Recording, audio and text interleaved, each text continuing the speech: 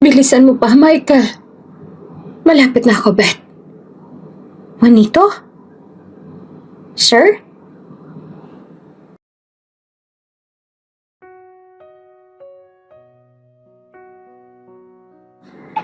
Maraming taong piniling manloko at maraming taong piniling tiisin ang panloloko.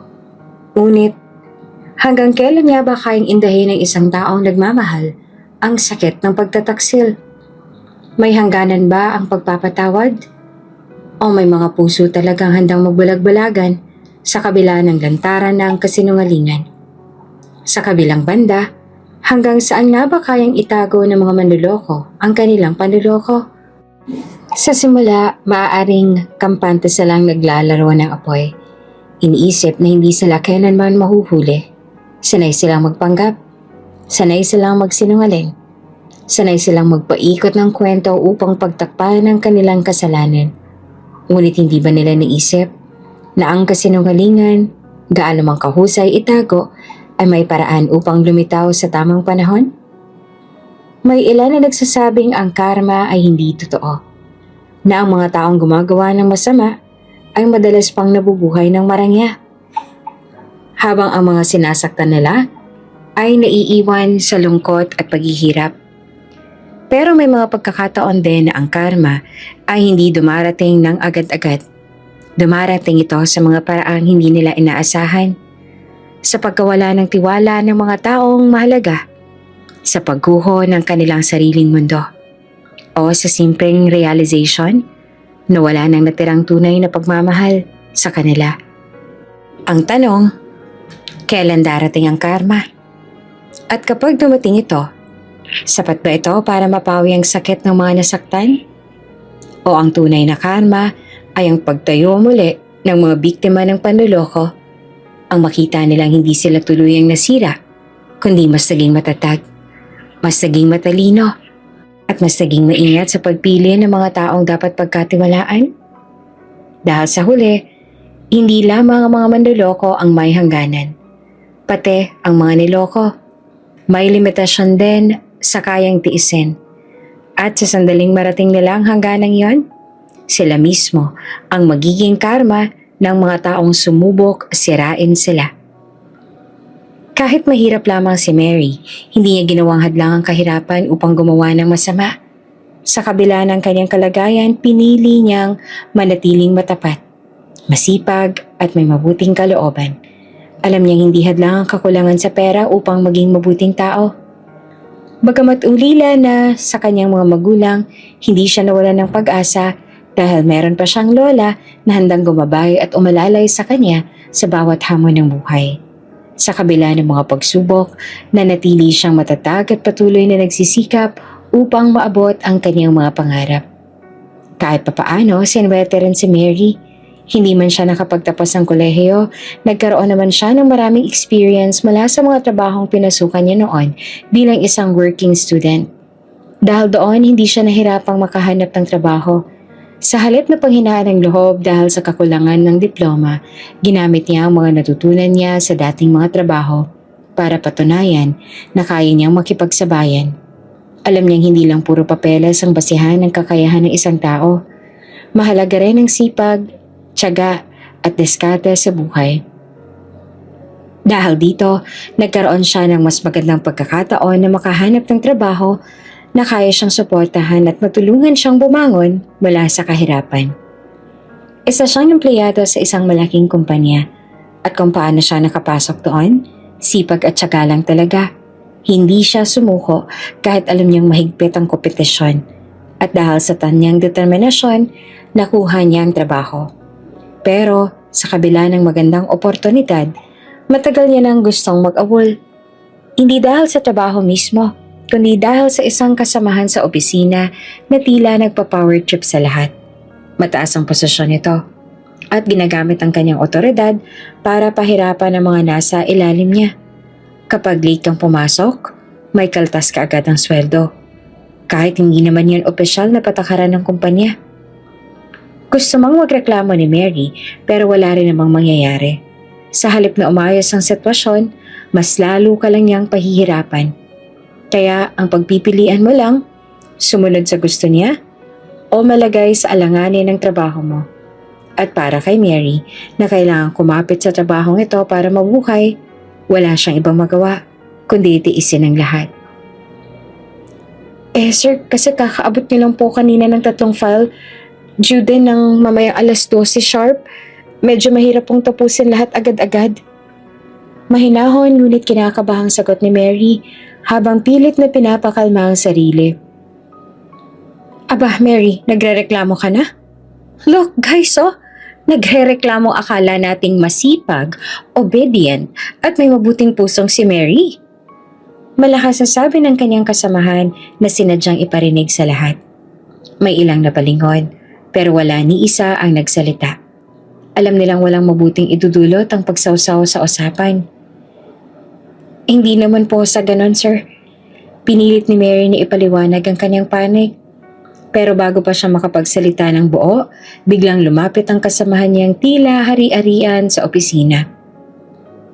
Kung ako, tatanggapin ko na lang yan kaysa mapahiya ka lalo. Mahinang bulong nito. Ngunit daman ni Mary ang panunumbat sa tinig niya. Sinundan pa ito ng isang mapanuksong ngiti. Ngiting alam niyang hindi nangangahulugan ng kabutihan. Huminga ng malalim si Mary. Gusto niyang lumaban. Gusto niyang sabihin na hindi makatarungan ang ginagawa nito sa kanya. Na hindi siya robot para tapusin ang 3 files sa loob na lang ng 1 oras. Pero anong magagawa niya? Hindi naman ito ang tunay nilang boss. Pero kung umasta, parang may-ari ng kumpanya. At alam niyang kung magpapatuloy siya sa pagsagot, lalo lang nitong palalalain ang sitwasyon. O ano, wala ka na masabi. Patuloy ang pang-aasar nito habang nakapamewang. Akala ko pa naman masipag ka. Bakit ang hina-hina mong kumilos? O baka gusto mong i-report kita sa HR? Tingnan natin kung sinong kakampihan nila. Ramdam ni Mary ang panlalamig ng kanyang kamay. Alam niyang walang kakampihan sa kanya. Ang HR, alam niyang kasabwat din nila minsan ang mga nakakataas. Kahit may magreklamo, natatakpan lang ito ng palakasan at koneksyon. Nararamdaman niyang unti-unting namumuo ang luha sa sulok ng kanyang mga mata. Pero hindi siya papayag na ipakita ito. Sige po sir, tatapusin ko na lang po. Mahina ang sagot niya. Pilit na ikinukubli ang sakit at inis sa kanyang dibdib. Ayun naman pala eh. Ganyan lang Mary, huwag kang pasaway. Magtrabaho ka na lang. Inilahad nito ang kamay at tinapik-tapik pa ang kanyang pisngi. Parang isang asong tinuturuan ng leksyon. Natawa ang ilan sa opisina, pero karamihan na yumuko na lang. Kunwari, abala sa trabaho. Wala namang maglalakas ng loob na tumulong kay Mary. Alam nilang siya ang bagong punching bag ng opisina. At hanggat hindi sila nasa pwesto niya, wala silang balak makialam. Habang naglalakad pabalik sa kanyang desk, ramdam niya ang bigat ng paligid. Hinatak niya ang mga papeles at tinignan ang orasan. Ilang oras na lang bago mag-alas 12. Kung hindi pa niya ito matatapos, malamang may panibago na namang eksena bukas. Baka mas malala pa. Muli siyang huminga ng malalim. Kaya ko to. Pabulong niyang sabi sa sarili. Kahit ang totoo, hindi niya nasigurado kung hanggang kailan pa niya kakayanin. Pagod na si Mary. Akala niya tapos na nakaka-stress na araw niya. Pero mali siya. Habang inaayos niya ang gamit sa desk, biglang lumapit ang isa niyang kasamahan. May bahagyang nakataas pang kilay at may halong pang-aasar ang mukha. Dahil ginalit mo si sir, ikaw ang maglilinis ng cubicle ng boys and girls restroom. Hindi muna ang janitor. Yan ang napapala ng reklamador. Napakunot ang noon ni Mary. Pero hindi naman to sakop ng kontratang pinirmahan ko ah. Trabaho to ng janitor. Hindi ko responsibilidad to. Aba't nagmamatapang ka pa, Mary? Malakas ang tawa ng kanyang kasamahan. Bakit? Nakasalbang daliri mo sa isang bilyonaryo? Magpapayaman ka na ba at babalikan kami para maghigante? Kaya ka siguro ganyan umasta ngayon, ha? Napailing si Mary. Hindi naman sa ganon pero mali kasi yung ginagawa ninyo. Trabaho ko lang ang dapat kong gawin. Aba, talagang ang tapang mo na ngayon ah. Halos pasigaw na sabi nito, na siyang dahilan para mapatingin ng iba nilang katrabaho. Pero gaya ng dati, walang gustong makialam. Wala nang nagawa si Mary kundi sundin ang utos. Habang naglilinis siya ng banyo, ramdam niya ang panghihina ng katawan niya, pati na rin ang bigat sa dibdib. Bakit ko ba ito tinitiis? Tanong niya sa sarili. Pero alam niyang wala siyang choice. Kailangan niya ng trabaho. Kinabukasan, dumating si Mary sa opisina na may pilit na ngiti. Pilit niyang kinalimutan ang nangyari kahapon. Kailangan niyang mag-focus sa trabaho. Ngunit ilang minuto pa lang siya nakaupo, biglang lumapit sa kanya ang kasamahan niyang mahilig mag-power trip. May hawak itong folder at mukhang iritado. Mary, anong oras mo pinasok ang mga file na pinapagawa ko kahapon? Pasensya na po sir, hindi ko po naipasa agad dahil may emergency po akong inasikaso kagabi. Mahina ang sagot ni Mary. Napatawa ito ng mapanlait. Emergency? At ako, may pakadapat? Kung ano man yung emergency mo, hindi yan rason para hindi mo unahin ang trabaho. Pero sir, ginawa ko naman po ang best ko.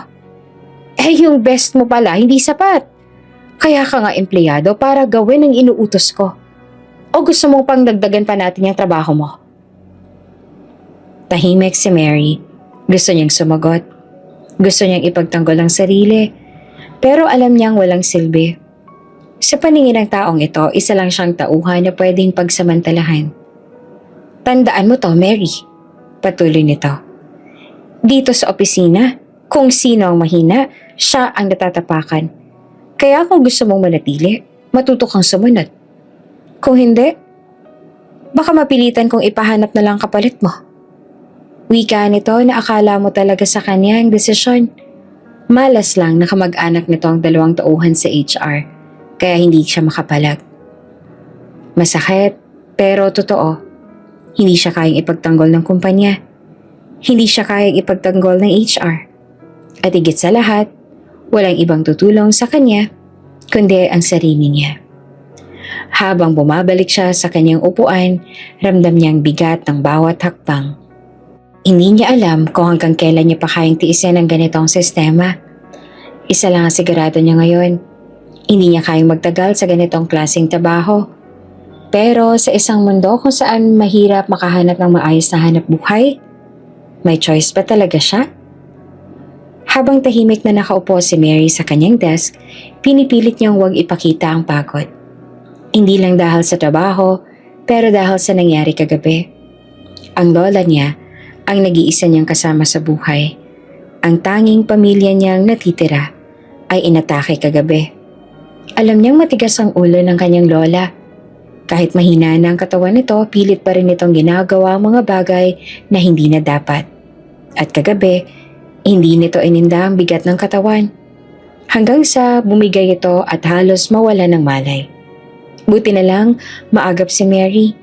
Dali-dali niya itong dinala sa klinik sa kanilang barangay at naagapan agad. Wala siyang ibang kasama. Walang ibang malalapitan. Siya lang at ang lola niya. Palaging sila lang.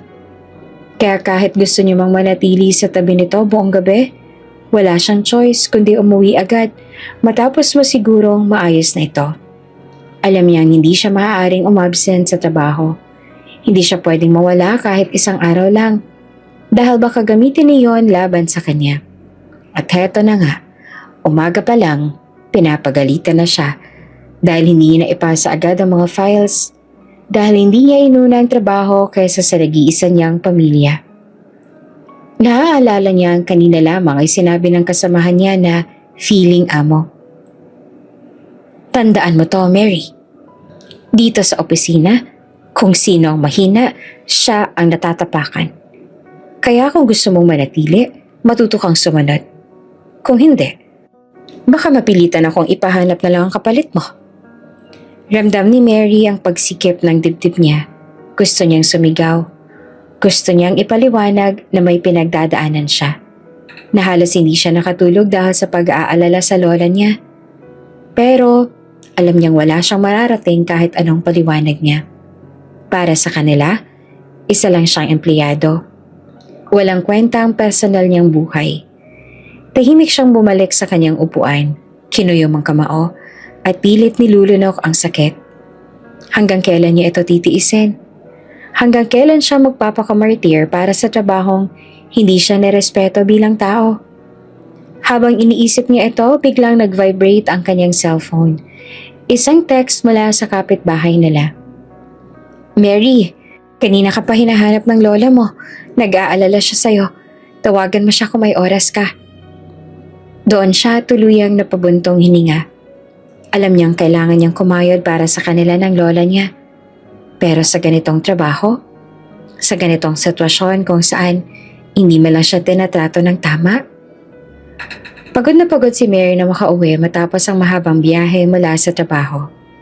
2 oras siyang bumiyahe. Bitbit ang bigat ng buong araw. Ang pagod sa opisina, ang pang-aapi ng kanyang kasamahan, at ang pag-aalala sa kanyang lola. Ang gusto lang naman niya ay makapagpahinga kahit sandali. Pero pagkadating niya sa kanilang lugar, agad siyang sinalubong ng kaguluhan. May ilang kapitbahay na nakatayo sa labas ng kanilang bahay at may ilan pang tila nagbubulungan. Napakunot noo si Mary. "Ano pong nangyayari?" Tanong niya ang kinakabahan. Lumapit ang isa sa kanilang kapitbahay. Halatang nag-aalangan sa sasabihin. "Mary, nasa barangay ang lola mo. Napaaway daw siya at inatake. Hindi na namin napigilan." Para siyang binuhusan ng malamig na tubig. "Ano? Saan na siya ngayon?" Halos pasigaw niyang tanong. "Nasa ambulance na, isusugod na siya ng ospital." Hindi na nag-aksaya ng oras si Mary. Mabilis siyang tumakbo patungo sa barangay, pero pagdating niya roon, nakita na lang niya ang kanyang lola na nakahiga sa stretcher, nakakabit ng oxygen mask, at iniaangat na ng mga paramedics para ipasok sa ambulansya. "Lola!" Halos lumuhod si Mary sa tabi nito, hawak ang nanginginig nitong kamay. Isang pulis barangay ang lumapit sa kanya. "Pasensya ka na, Mary. Sinubukan namin siyang pakalmahin kanina. May nakaligtaan siya. Hindi naman niya kasalanan pero mukhang nagdala ng matinding stress sa kanya. At dahil hindi na kaya ng gamot lang, kinailangan na siyang isugod sa ospital." Hindi na nagtanong si Mary. Wala siyang pakialam sa alitan. Ang mahalaga ay masigurong ligtas ang kanyang lola. Sumakay siya ng ambulansya. Hawak pa rin ang kamay nito habang nagmamaneho ng mabilis ang driver patungo sa pinakamalapit na ospital. Nang makarating sa ospital, agad nilang dinala ang kanyang lola sa emergency room. Halos hindi na humiwalay si Mary sa tabi nito. Pero pinakausapan siya ng mga nurse na maghintay na lamang sa labas habang ginagamot ang matanda. Ilang oras ang lumipas bago lumabas ang doktor. Halata sa mukha nito ang pag-aalala. "Ikaw bang pamilya ng pasyente?" Tanong nito kay Mary. Opo. Ako lang po ang kasama niya sa buhay. Ano pong nangyari sa kanya, Doc? May kailangan po ba siyang inumin? Kailangan na po ba siyang i-confine?" Tuloy-tuloy na tanong ni Mary, halatang balisa. Huminga ng malalim ang doktor bago dahan-dahan nagsalita. "Mary, hindi ito simpleng sakit lang. Ayon sa resulta ng tests, may cancer ang lola mo. At higit pa roon, humihina na ang tibok ng kanyang puso. Kailangan niya ng heart transplant sa lalong madaling panahon." Parang biglang huminto ang mundo ni Mary. Ano po?" Bulong niya. Hindi makapaniwala sa narinig. Cancer. At mahina na ang puso niya. Kung hindi siya maoperahan kaagad, maaaring lumala ang kondisyon niya. Ulit ng doktor. Halatang sinusubukang ipaliwanag ito sa mas mahinahong paraan. Kailangan natin siyang i-admit at pag-usapan ng posibleng operasyon. Napatingin si Mary sa loob ng kwarto kung saan mahimbing lang natutulog ang kanyang lola. Mukha itong payapa, walang kamalay-malay sa bigat ng balitang natanggap niya. Heart transplant. Isang napakamahal na operasyon. Paano magkakaroon ng ganong klaseng perang isang tulad niya? na halos hindi nga makabili ng sapat na pagkain para sa kanilang dalawa. Doon na siya tuluyang napaupo. Nanginginig ang kamay at hindi alam kung paanong haharapin ang bagong pagsubok na ito. Habang nakaupo si Mary sa labas ng emergency room, hindi niya mapigilang manginig ang kamay niya. 200,000 pesos, isang halagang hindi niya man lang kayang ipunin sa loob ng ilang taon. Lalo pat sapat lang kanyang kinikita para sa pang-araw-araw nilang gastusin. Pinagmasdan niya ang lola niya mula sa salamin ng kwarto. Mahimbing ito natutulog. Walang kamalay-malay sa bigat ng problema ang kinakaharap ni Mary ngayon.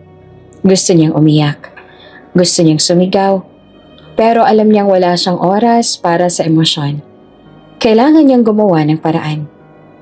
Mabilis siyang kinuha ang kanyang cellphone at sinubukang tawagan ng iilang kakilala na maaaring makatulong sa kanya. Tita, may emergency po. Si Lola, kailangan po ng heart transplant. Oo, 200,000 po ang kailangan. Ano po? Wala rin kayong maitutulong? Sagot ng mama ng kanyang kaibigan. 1, 2, 3 tao ang tinawagan niya. Pare-pareho lang ang sagot. Walang may ganoong klaseng pera para ipahiram sa kanya. Huminga siya ng malalim at sinubukang mag-isip ng ibang paraan. Uutang ba siya sa bangko? Hindi siya sigurado kung maaaprobahan siya. Lalo't maliit lang ang kanyang sahod. Bigla niyang naisip ang kanyang trabaho. Alam niyang hindi patas ang pagtrata sa kanya roon. Pero baka sakaling may paraan para makahingi ng advance salary. O baka may employee loan ang programa ng kumpanya. Dali-dali siyang tumayo at tinawagan ng HR ng kanilang opisina. Hello ma'am, si Mary po ito. May emergency lang po ako. Pwede po ba makahingi ng salary advance o loan? Kailangan ko lang po talaga ng pera para sa operasyon ng lola ko. Saglit na katahimikan, tapos isang malamig na sagot ang bumungad sa kanya. Pasensya na Mary, pero wala tayong ganyang programa sa kumpanya eh. Tsaka, hindi ba madalas kang may issue sa trabaho? Baka hindi aprobahan ng management kahit meron man. Alam mo naman siguro ang sitwasyon mo dyan, diba? Para siyang sinampal ng realidad. Wala siyang aasahan sa opisina. Dahan-dahan niyang binaba ang telepono. Halos hindi na alam ang susunod na gagawin. 200,000 pesos. Para sa ibang tao, baka hindi ito malaking halaga. Pero para sa kanya, para sa isang simpleng empleyado na wala ni katiting na ipon, isa itong imposibleng hamon. Pero hindi siya pwedeng sumuko. Para sa lola niya, gagawin niya ang lahat. Kahit ano. At sa puntong yon, alam niyang kailangan niya ng gumawa ng desisyon. At malamang, hindi ito magiging madali. Kalat na sa buong opisina ang balita tungkol sa sakit ng lola ni Mary. Kahit hindi niya gustong ipagsabi, mabilis itong umabot sa mga kasamahan niya. At syempre, hindi rin niya nakaligtas sa sir niyang mahilig mag-power trip. Bago pa man matapos ang araw, tinawag siya nito sa opisina. Mary, pasok ka saglit. Malamig ang boses nito pero may bahid ng kung anong intensyon. May sariling opisina ang kasamahan niya sa trabaho na mahilig ang power trip. Porket may katayuan at may kapit na bibigyan ng special treatment kaya may sariling opisina.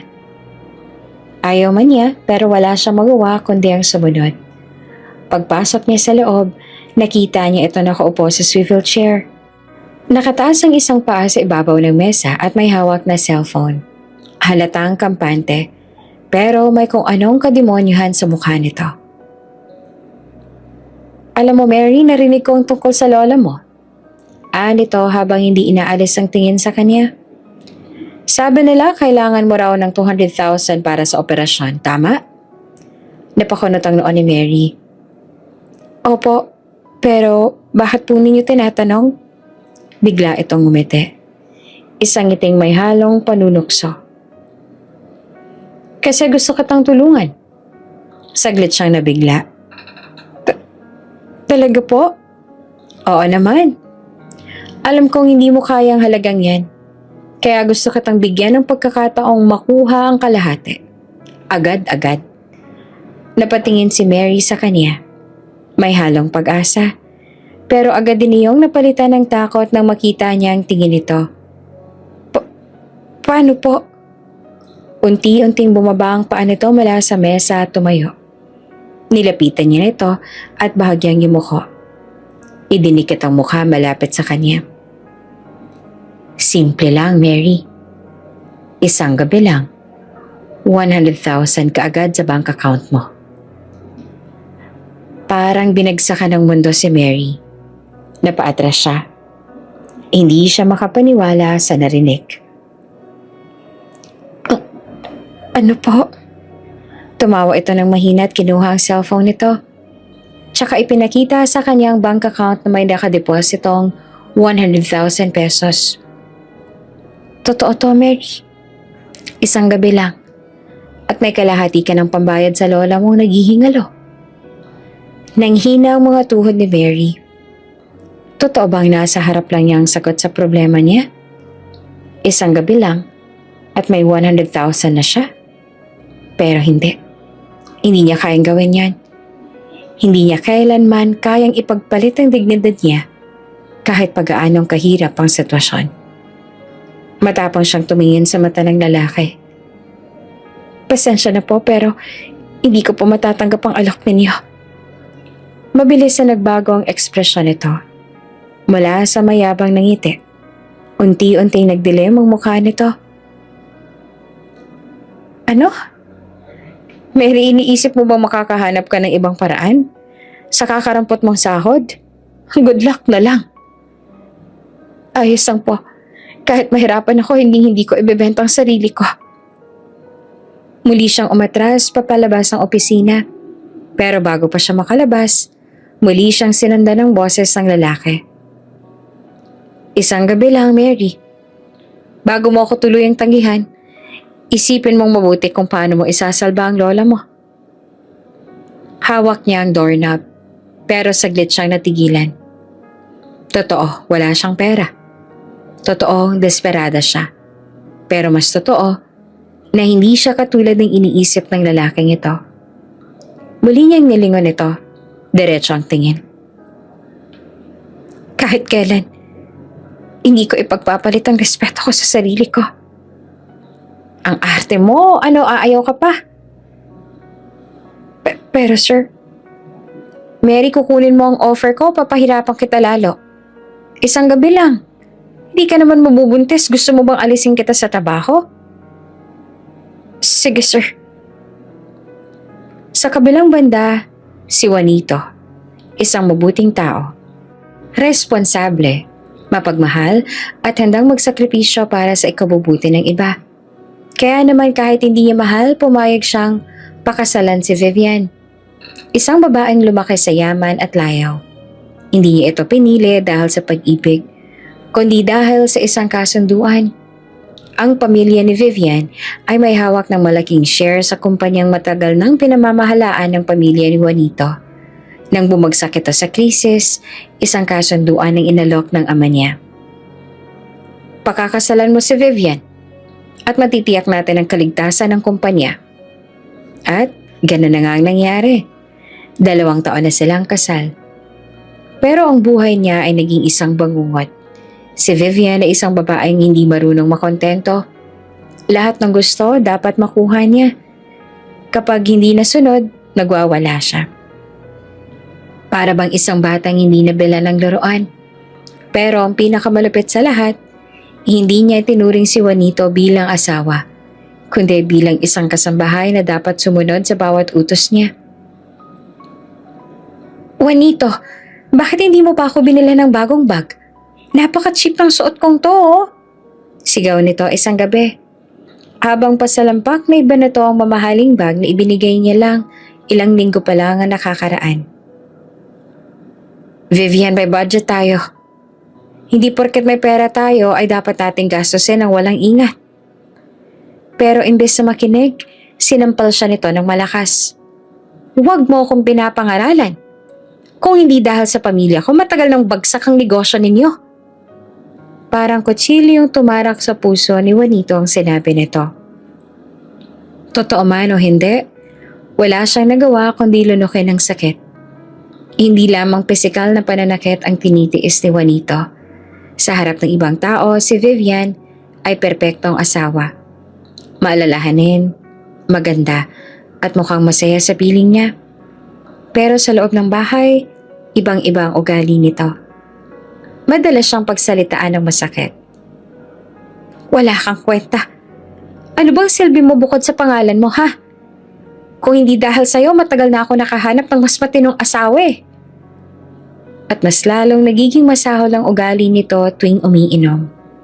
Isang gabi, matapos ang isang party, umuwi si Vivian ng lasing at galit na galit. Sino yung babaeng kausap mo kanina, ha? Sabay tulak sa kanya. Vivian, sekretarya ko yun. May tinatanong lang siya tungkol sa reports.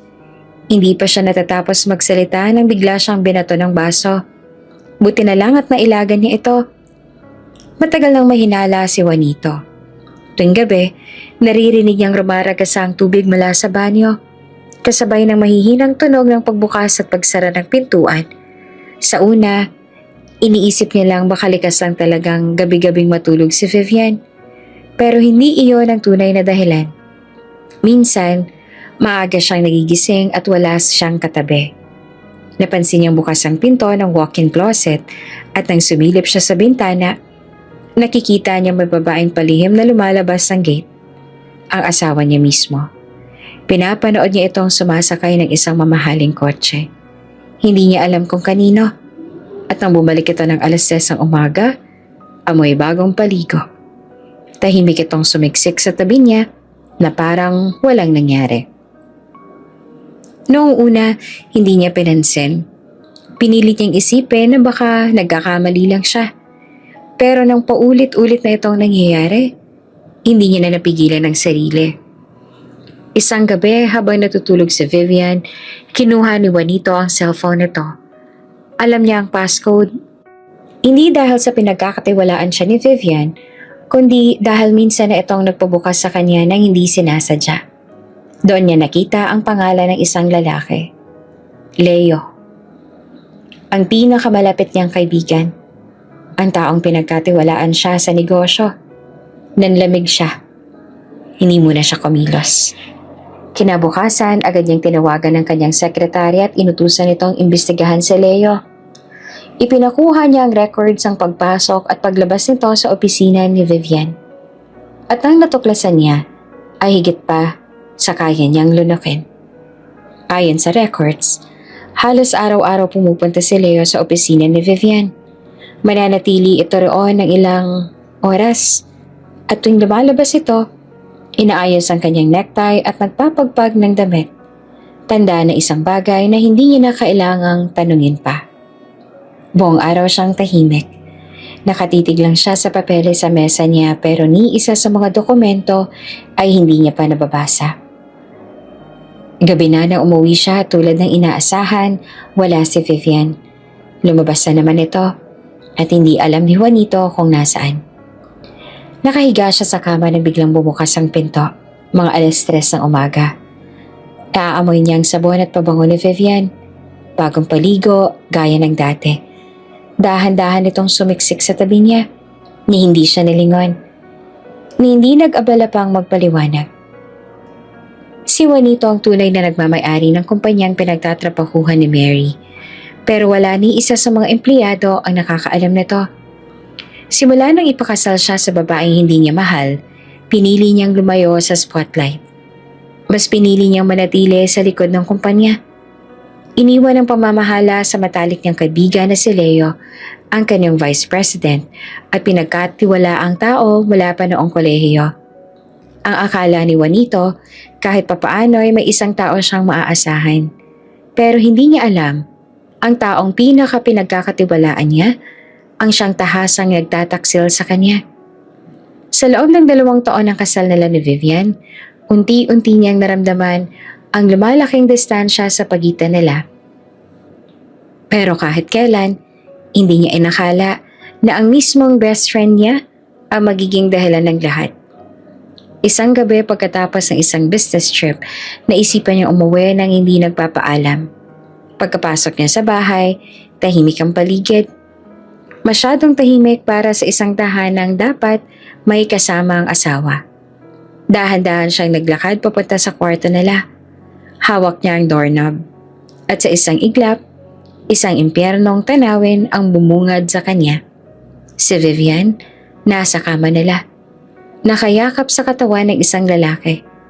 At ang lalaking iyon ay si Leo. Parang biglang tumigil ang mundo ni Juanito. Nanigas ang katawan niya. Hindi makagalaw. Hindi makapagsalita. Hindi siya agad napansin ng dalawa. Pero nang maramdaman ni Leo ang presensya niya, mabilis itong bumangon. Hawak ang kumot para takpan ang sarili. Juanito, hindi ito. Hindi ito ang iniisip mo. Napakuyom ng kamao si Juanito. Pilit na nilalabanan ng galit na nag-uumapaw sa dibdib niya. Ano to, Leo? Mahina pero matalim ang boses niya. Gaano nakatagal? Hindi nakasagot si Leo. Samantalang si Vivian, imbes na mahiya o matakot ay ngumisi pa. Huwag kang ang OA, Juanito. Simulat sa pool naman hindi tayo totoong mag-asawa diba? Tumawa siya ng mapanukso. Aaminin ko na rin. Matagal na kami ni Leo. Mas matagal pa kaysa sa kasal natin. Parang binuhusan ng yelo si Juanito. Hindi siya makapaniwala. Kaya pala. Naaalala niya kung paanong palaging ipinagtatanggol ni Leo si Vivian. Kung paanong palagi siyang inaalok kapag nagrereklamo siya tungkol sa pagiging abusado ng asawa niya. Naaalala niya rin kung paano si Leo mismo ang naghimok sa kanya na pakasalan si Vivian, na para bang may personal na interes ito. Ngayon, malinaw na sa kanya ang lahat. Pinaglaruan niyo ako. Mahina niyang sabi na puno ng hinanakit. Pati kumpanya ko. Ginamit niyo lang para sa sarili niyong kaligayahan. Hindi umimik si Leo. Si Vivian naman, nag-inat na parang walang pakialam. Juanito, tanggapin mo na lang. Kahit anong gawin mo, hindi mo na maibabalik ang nakaraan. At isa pa, kung balak mong gumawa ng gulo, tandaan mo, pag-aari ng pamilya ko ang kalahati ng kumpanyang yan. Hindi mo ako basta-bastang matitinag. Muli siyang nilingon ni Leo. Halatang hindi alam kung paano aayusin ang sitwasyon. Pero sa puntong yon, wala nang natitirang pake si Juanito. Tumalikod siya at lumabas ang kwarto. Iniwan ang dalawang taong pinagkatiwalaan niya, ngunit matagal na palang sumasaksak sa kanya ng patalikod. Hindi galit si Juanito dahil sa pagtataksil ni Vivian. Hindi siya nasasaktan dahil lang sa pagkakanulo ng matalik niyang kaibigan. Sa totoo lang, wala siyang pakialam kung ilang beses mang nagtaksil ang dalawa sa kanya. Ang totoo, matagal niya nang alam na wala siyang lugar sa puso ng asawang pinakasalan niya. Dahil sa isang kasunduan. Hindi niya ito minahal at alam niyang hindi rin siya nito minahal. Pero sa lahat ng bagay na ginawa nila sa kanya, isang bagay lang ang hindi niya kayang palampasin. Ang panganib na dala nito sa kumpanya niya. Matagal na nagtitiis si Juanito sa kasal niya kay Vivian. Hindi dahil umaasa siyang magbabago ang lahat, kundi dahil may isang bagay siyang hindi kayang ipagsapalaran, ang kanyang kumpanya. Binuo niya ang negosyo mula sa wala. Pinaghirapan, pinaglaban. Pero isang matinding dagok sa pamilya nila ang nagbanta sa pagbagsak nito at para maisalba ito. Kailangan niyang pakasalan si Vivian. Sa oras na maghiwalay sila, siguradong babawiin ng pamilya ni Vivian ang shares nila sa kumpanya. At mas malala, gagamitin nila ito para sirain siya. Alam niya hindi siya matatalo sa larangan ng negosyo. Pero sa larangan ng manipulasyon at pagpapabagsak ng isang tao sa mata ng publiko, doon siya maaaring mahirapan. Dahil alam niyang kaya siyang sirain ng pamilya ni Vivian gamit ang kapangyarihan at pera nila. Gusto niyang maniwalang kahit papaano ay hindi siya naging katawa-tawa. Gusto niyang maniwalang kahit papaano May iilan pang taong tapat sa kanya. Pero, nagkamali siya. Hindi niya kailangang imbestigahan ng matagal. Isang simpleng utos lang sa kanyang sekretarya at bumaha ang impormasyon. Hindi lang pala si Leo at Vivian ang may tinatago. Matagal na palang alam ng halos lahat ng empleyado niya ang tungkol sa pagtataksil na ito. Ang mga manager, ang mga sekretarya, maging ang janitor. Tahimik lang sila, hindi dahil sa respeto sa kanya bilang CEO, kundi dahil binayaran sila para manahimik. Si Leo mismo ang nagbigay ng pabuya.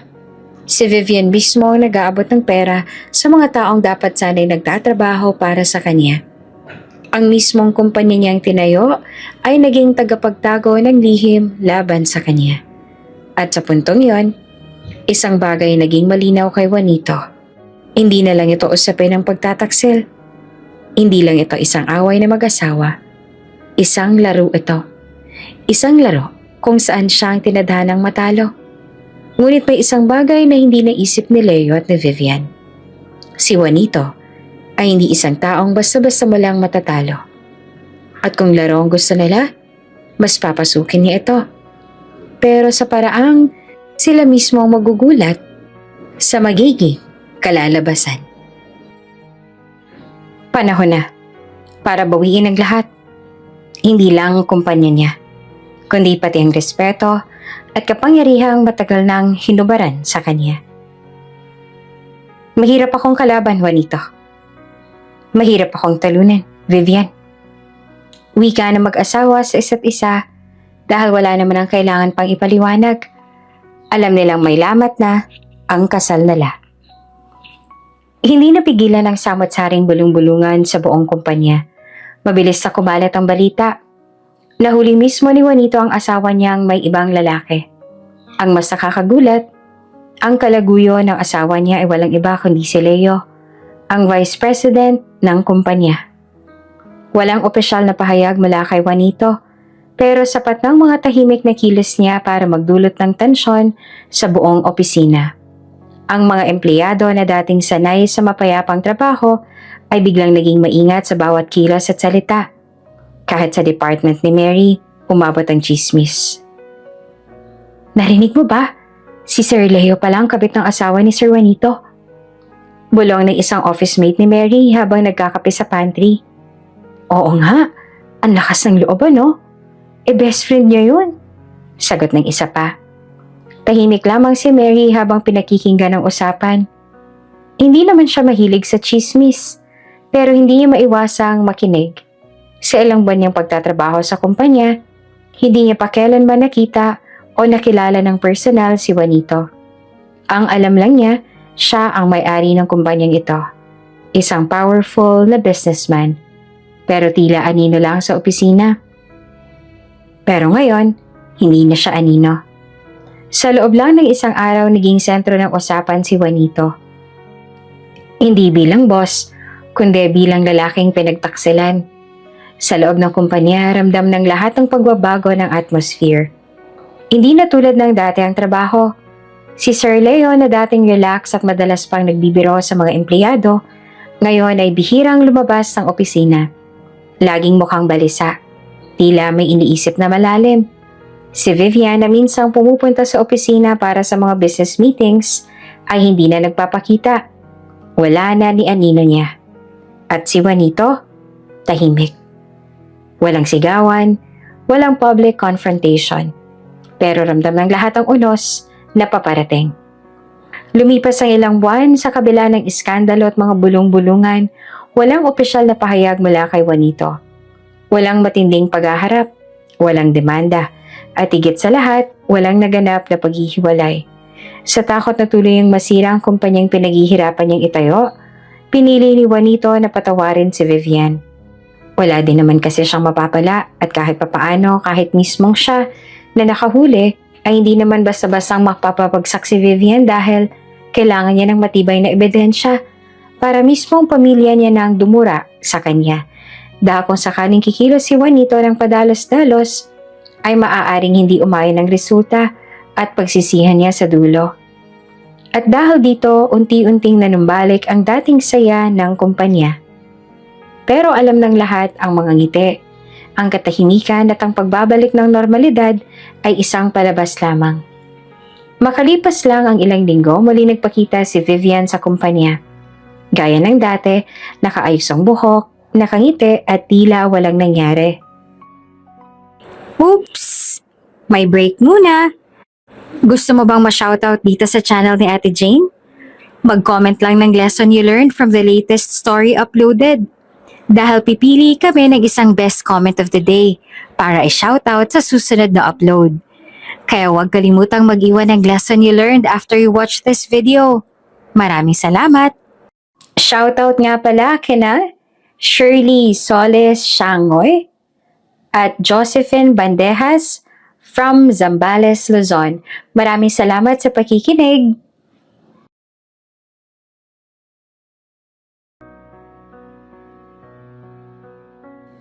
Good morning! Bati nito sa mga empleyado na kahit anong pilit ng ngiti sa kanya ay halatang may takot pa rin sa kanilang mga mata. Pinanood lamang siya ni Mary mula sa malayo. Alam niya kung anong itsura ng isang babaeng mataas ang kumpiyansa sa sarili. At ganito nga si Vivian. Pinatawad na siya ng asawa niya, kaya malakas na ang loob ni Vivian.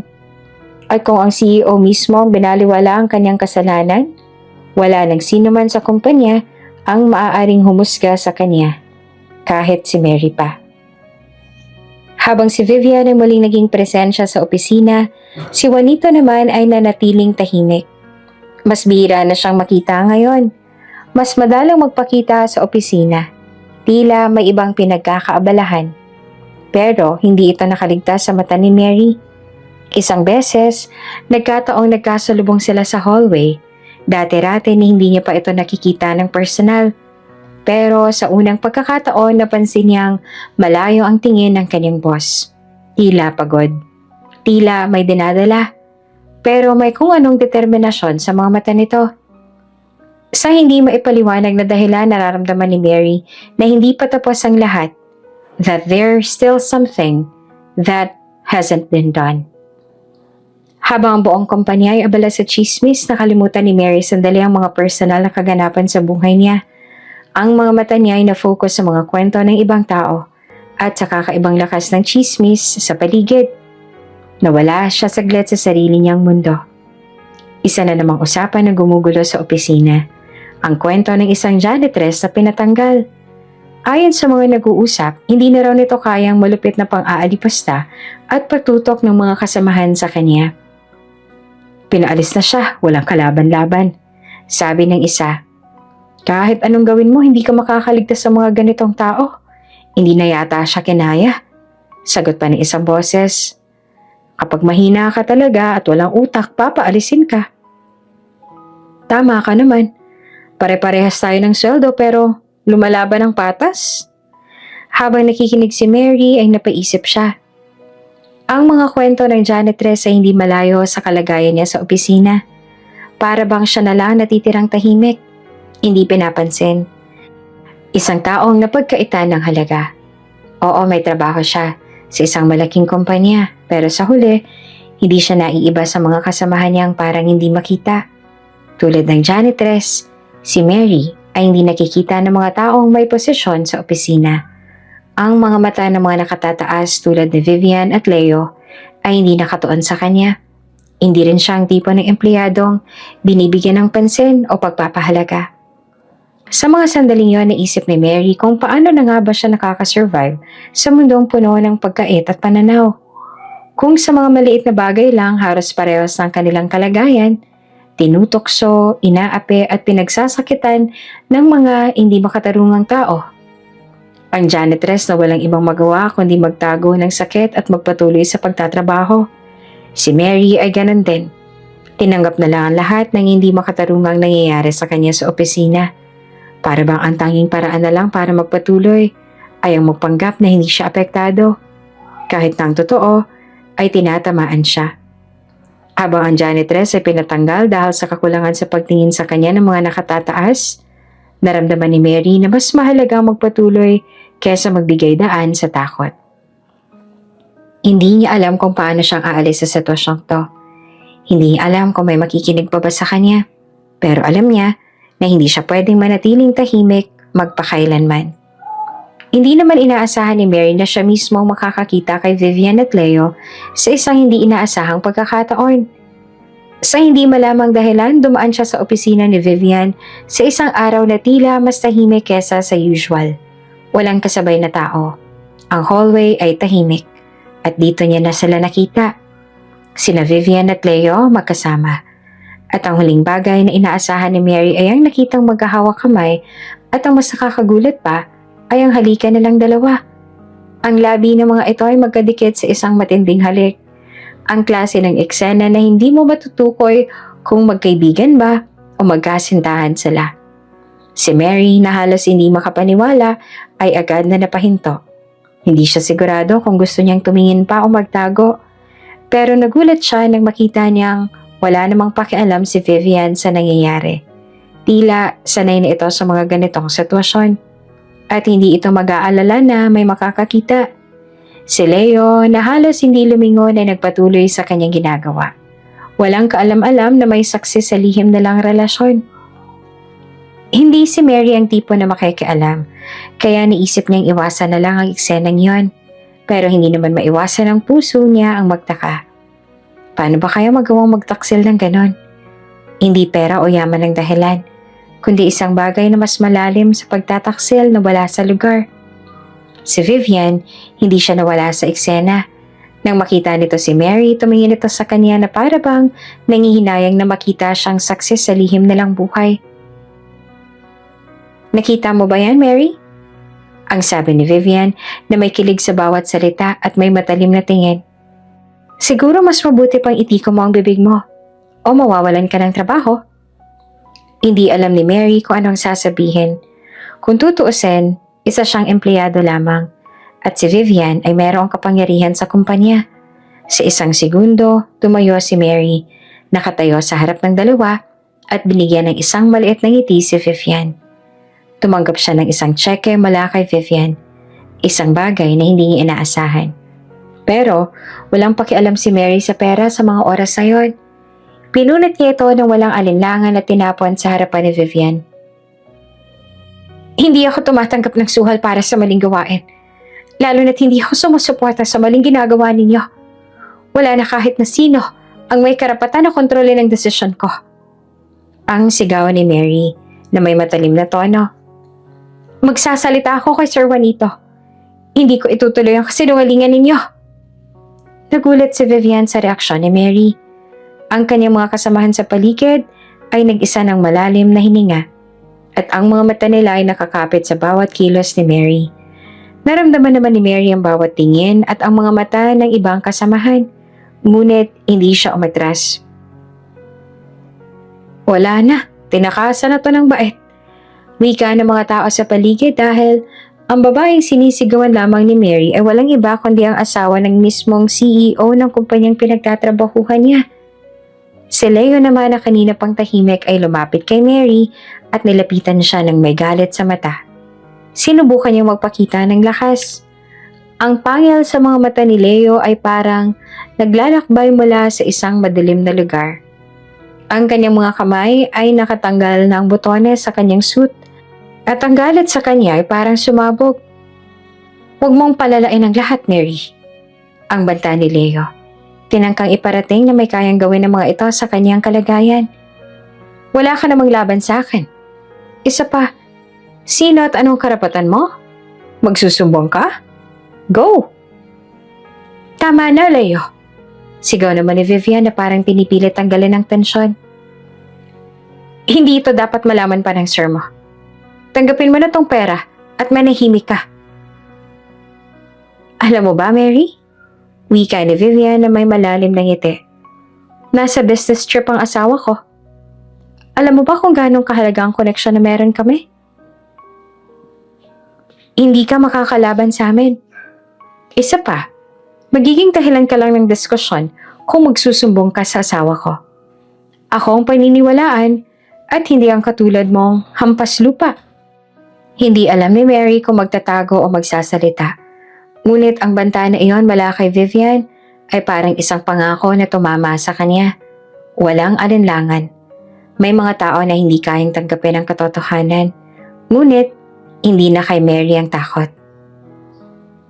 Hindi ako natatakot, Vivian. Wika ni Mary na may tapang. Kahit na ang puso ay mabilis na tumibok. Alam ko kung anong klaseng tao kayo. Pero hindi ko papayagan na gamitin yung kumpanya para sa kalokohan ninyo. Hindi ako matatakot. Mary, nakakalimutan mo ba ang lugar mo? Kung makaasta ka parang may ambag ka sa kumpanya. Bakit? Sino ka bang babae ka? Trabahador ka lang naman sa kumpanya ng asawa ko. At sa department ka nga ulit? Sa department ng mga walang pinag-aralan. Pero kinonsider ng kumpanya. Alam mo ba na ako ang naglapag ng desisyon na yon? Kaya dapat magpasalamat kang hampas lupa ka at may trabaho ka ngayon. Pero nanluloko kayo ng tao. Tama na. Ikaw babae ka. Wala kaming pakialam sa'yo. Tanggapin mo tong pera o lumayas ka ngayon din sa kumpanya. Pakialamera ka? At dahil wala naman nagawa si Mary, napakapit na lamang siya sa patilim. Parang biniyak ang puso niya sa sakit, lalo na't nasa peligro ang buhay ng kanyang lola na araw-araw ay dumaranas ng matinding paghihirap sa dialysis dulot ng cancer. Wala rin siyang ibang maaasahan. Walang kapatid. Walang magulang na tutulong. Siya lang. Kahit nanginginig ang kanyang kamay, tinanggap niya ang tseke. Mabigat iyon sa kanyang palad, pero mas mabigat ang bigat na bumagsak sa kanyang puso. Wala siyang pagpipilian. Paano kung hindi niya tanggapin? Paano kung hayaang lumubah ang kondisyon ng kanyang lola? Hindi niya kakayaan. Ramdam pa rin niya ang hapde sa kanyang pisngi, kung saan dumapo ang malakas sa sampal ni Leo. Para bang nag-iwan iyon ng marka, hindi lamang sa balat kundi pati sa kanyang dangal. Pinilit niyang hindi umiyak sa harap nito dahil gusto niyang isigaw ang galit at hinanakit na bumabalot sa kanyang dibdib. Yan ang kailangan mo, diba? Malamig ang tinig ni Leo, may bahid ng pang-ailipusta, habang tinatapunan siya ng tingin na parang isa siyang laruan na binili sa murang halaga. Hindi siya sumagot. Sa halip, marahan niyang tinupi ang tseke at inilagay sa loob ng kanyang bag. Isang bahagi ng kanyang pagkatao ang gustong itapon iyon. Sunugin. Pero hindi niya kaya. Hindi ngayon. Wala na akong pakialam kung anong tingin mo sa akin. Bulong niya. Pilit na tinatago ang panginginig ng kanyang boses. Basta matulungan ko lang ang lola ko. Lumapit si Leo. Hinarap niya ng mas malapit. Naramdaman niya ang mainit nitong hininga sa kanyang balat, pero hindi siya umatras. Habang malawak ang ngiti, na itinapon naman ni Vivian sa kanya. Mabuti naman at matalino ka. Nito tsaka hinawakan ng kanyang baba. Pinisili yon ng bahagya. Dahil pagkatapos nito, Mary, hindi mo na basta-basta matatakasan ang kasunduan natin. Subukan mong lokohin kami. Alam mo kung saan ka babagsak. Hindi niya alam kung paano siya nagawang makalabas sa opisina na diretso pa ang lakad at hindi bumabagsak ang luha. Sakto na naman kasi na uwian na kaya may dahilan si Mary para umalis sa harapan ng dalawa. 50K ang perang binitawan sa cheque ni Leo. Malaking tulong para sa 200,000 na kailangang ibayad ni Mary sa gamutan ng kanyang lola. Ang alam lang niya, hawak niya ang cheque. Nangingilid ang luha sa kanyang mga mata. At saka una-una ang pagkakataon sa buhay niya, pakiramdam niya ay nawala ang lahat ng kanyang dignidad. Maagang dumating si Mary sa trabaho. Dala ang matinding pagod at bigat ng loob mula sa nangyari kagabi. Pilit niyang sinubsob ang sarili sa trabaho. Binibilisan ang pagtipa sa keyboard para lamang hindi mapag-isipan ang kanyang sitwasyon. Ngunit tila ba hindi siya tinantanan ng mundo. Lumapit sa kanya si Anne, ang isa sa kanyang mga kasamahan. Halatang pagod ito. May kaunting namumuong ines sa mukha, pero may lambing sa boses. Mary, pabili naman ng kape sa labas oh. Hindi na ito bago kay Mary. May vending machine naman sa opisina pero sadyang maarte si Anne. Hindi ako lalabas, Anne. Sagot niya na hindi malang tumitingin mula sa monitor. Sige na, Mary, pasuyo lang. Di ko na kaya. Gusto ko talaga makatikim ng matinong kape ngayon eh. Napabuntong hininga naman si Mary. Marami pa akong ginagawaan. Sa iba ka na lang magsabi. Tsaka, nasan bang asawa mo?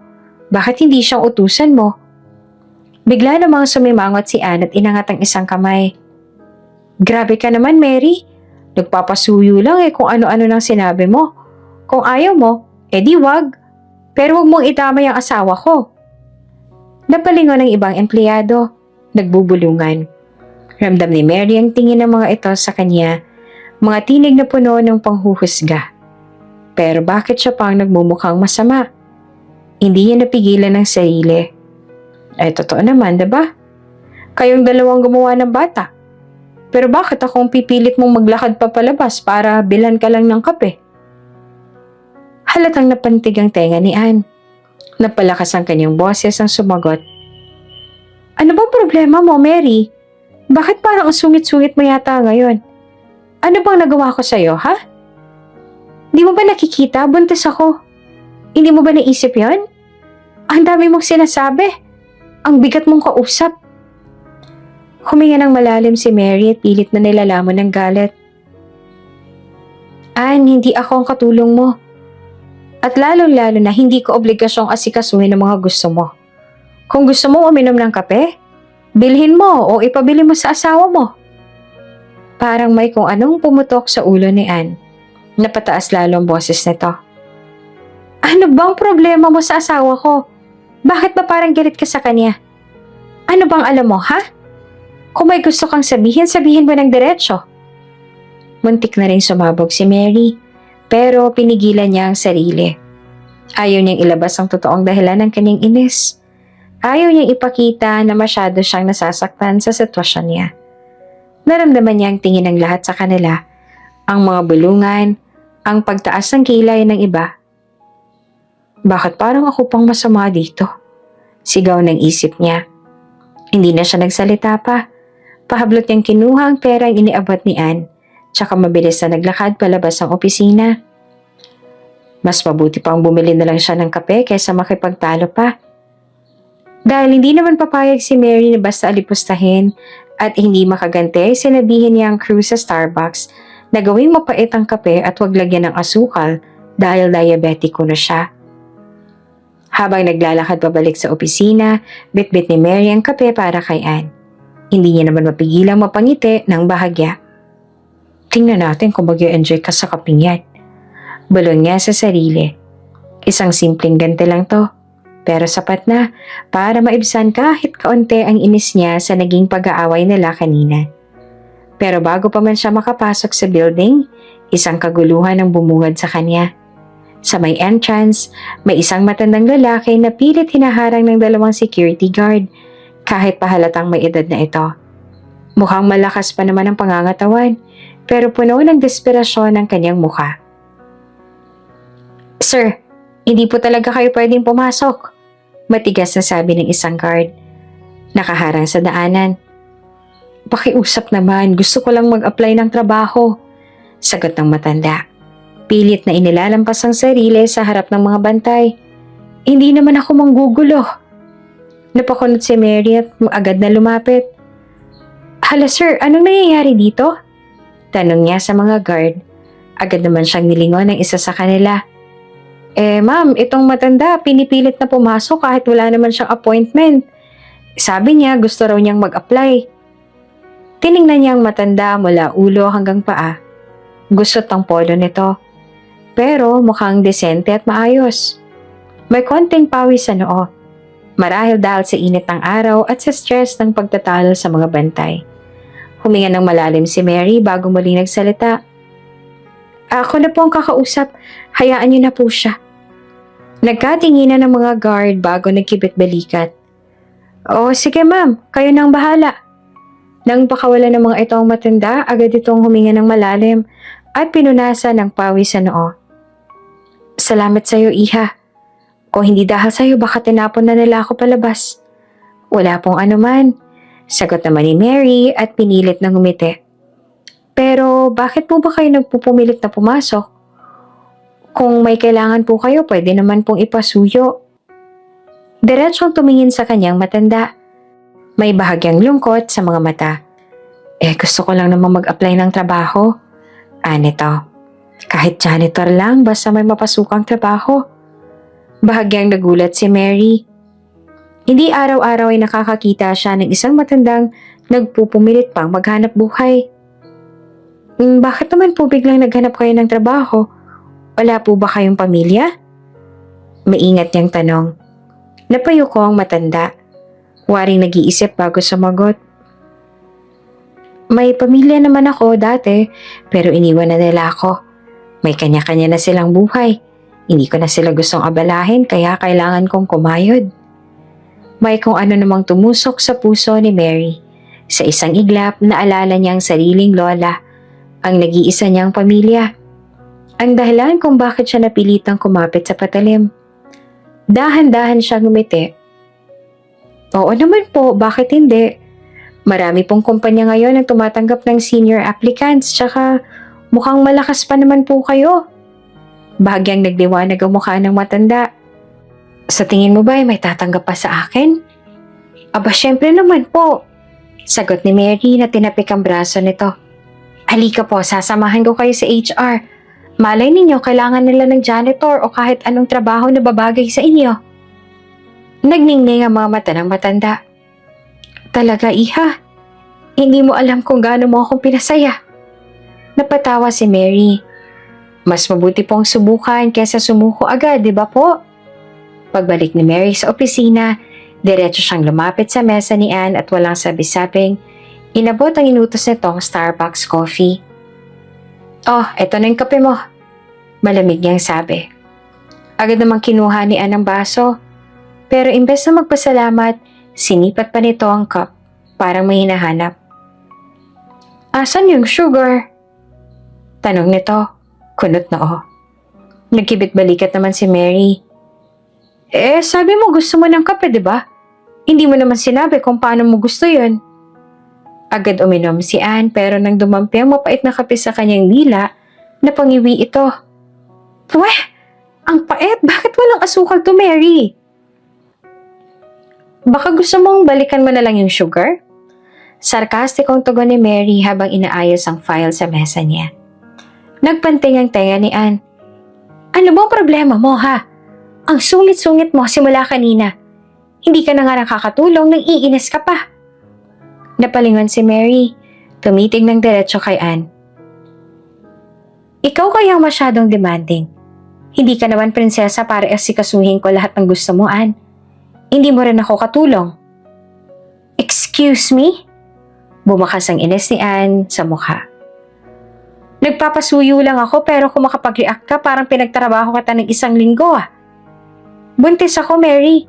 Konting konsiderasyon naman, no? Napailing si Mary. Alam kong buntis ka, Anne.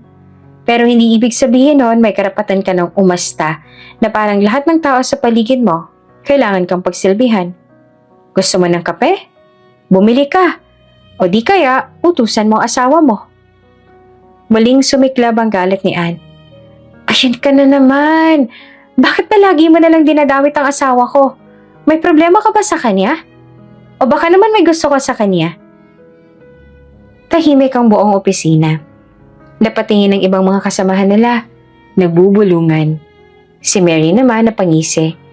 Pero hindi sa saya kundi sa inis. Anne, kung gusto mo magdrama siguraduhin mong may matinong script ka.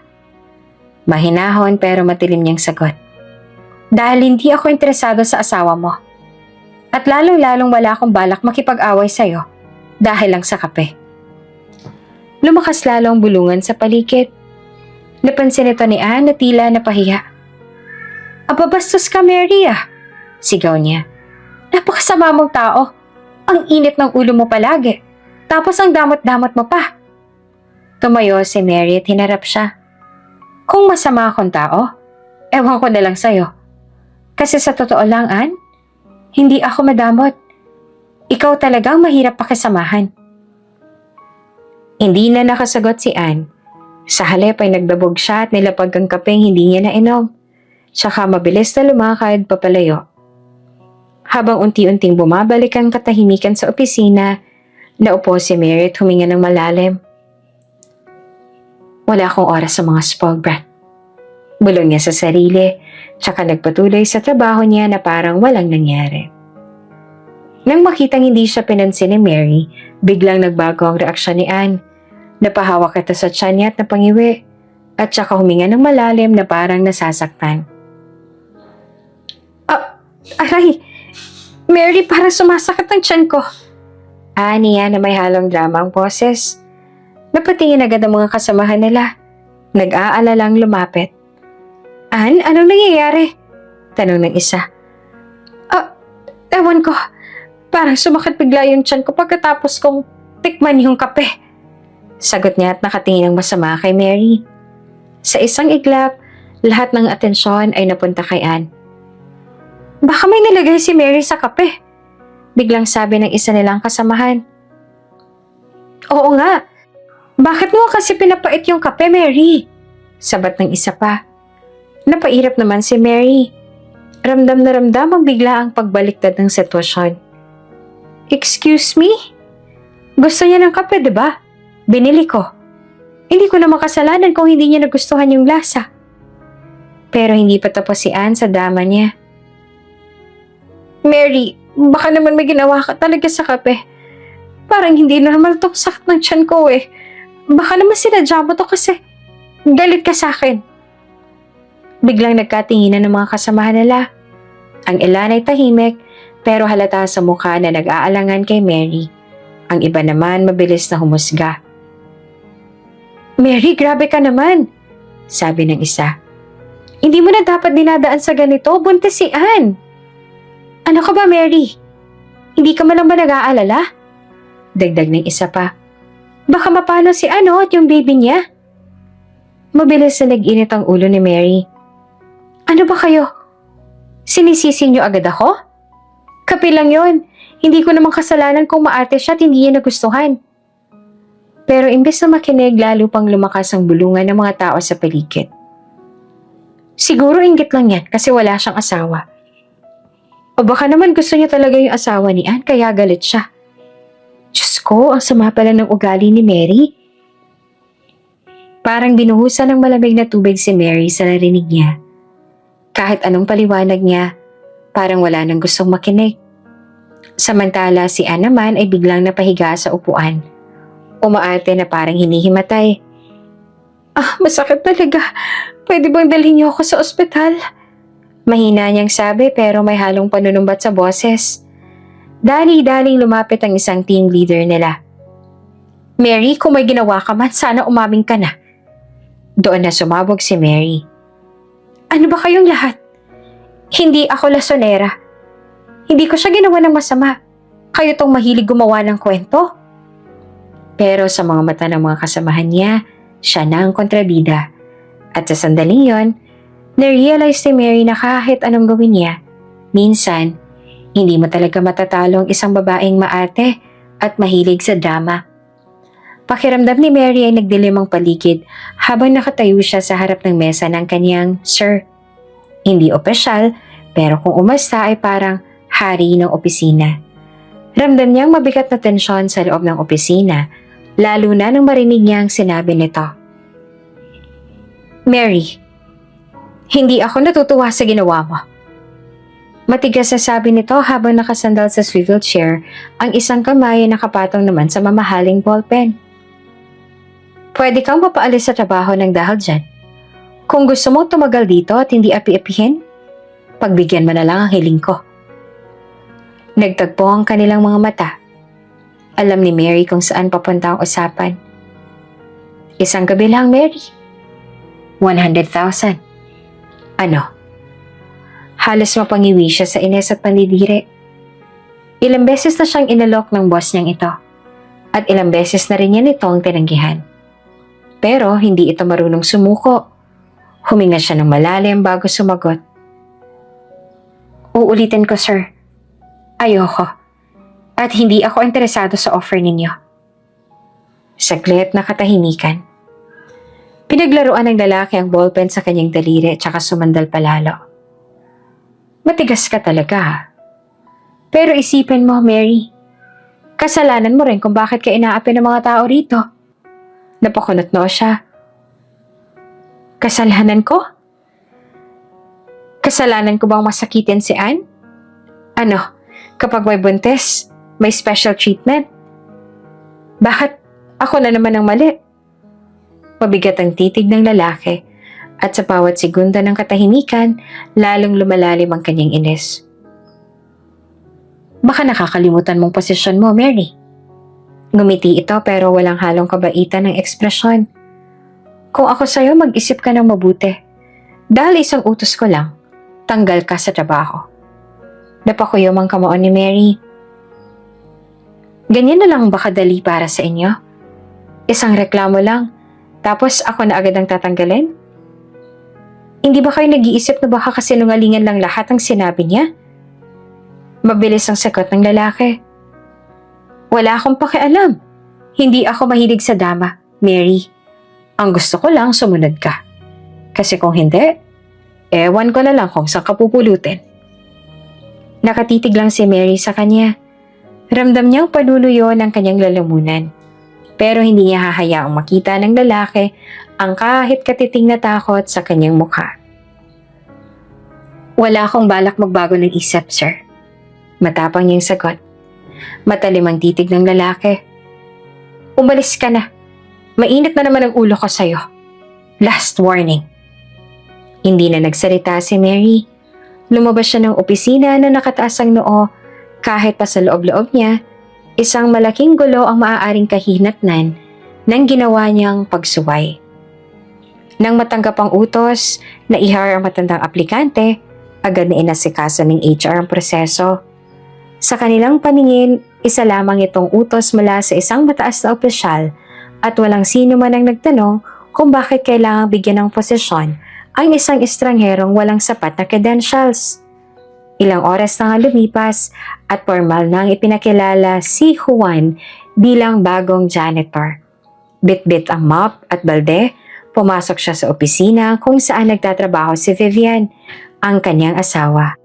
Kasama ang kalaguyo nitong si Leo, na hindi lang basta empleyado kundi mismo ang sekretarya niya sa tunay niyang pagkatao bilang si Juanito. Habang naglilinis ng isang sulok, lihim na pinagmamasdan ni Juanito ang kilos ng dalawa. Sa panlabas, mukhang profesional ang mga kilos. Si Vivian nakatutok sa kanyang computer at si Leo abala sa mga papeles sa kanyang mesa. Pero sanay si Juanito sa pagbabasa ng body language at hindi niya pinalagpas ang maliit na senyales. Ang palihim na pagngiti ni Leo habang nagsusulat sa isang dokumento.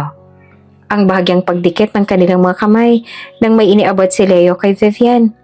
Ang pag-crack ng biro ni Leo na nagpapakilig naman kay Vivian na mabilis namang tumingin sa paligid bago mahinalay na tumawa.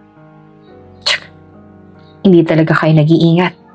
Bulong ni Juanito sa sarili habang kunwari pinupunasan ng sahig. Pero hindi siya nagmamadali. Ang plano niya hindi lang bastang mahuli sila sa akto, kundi maitala ito sa hindi maikailang ebidensya. Mga larawan, video at iba pang patunay na magiging sapat upang mapatunayang may relasyon nga ang dalawa. Nang makita niyang lumabas si Vivian patungong pantry, sinundan niya ito ng palihim.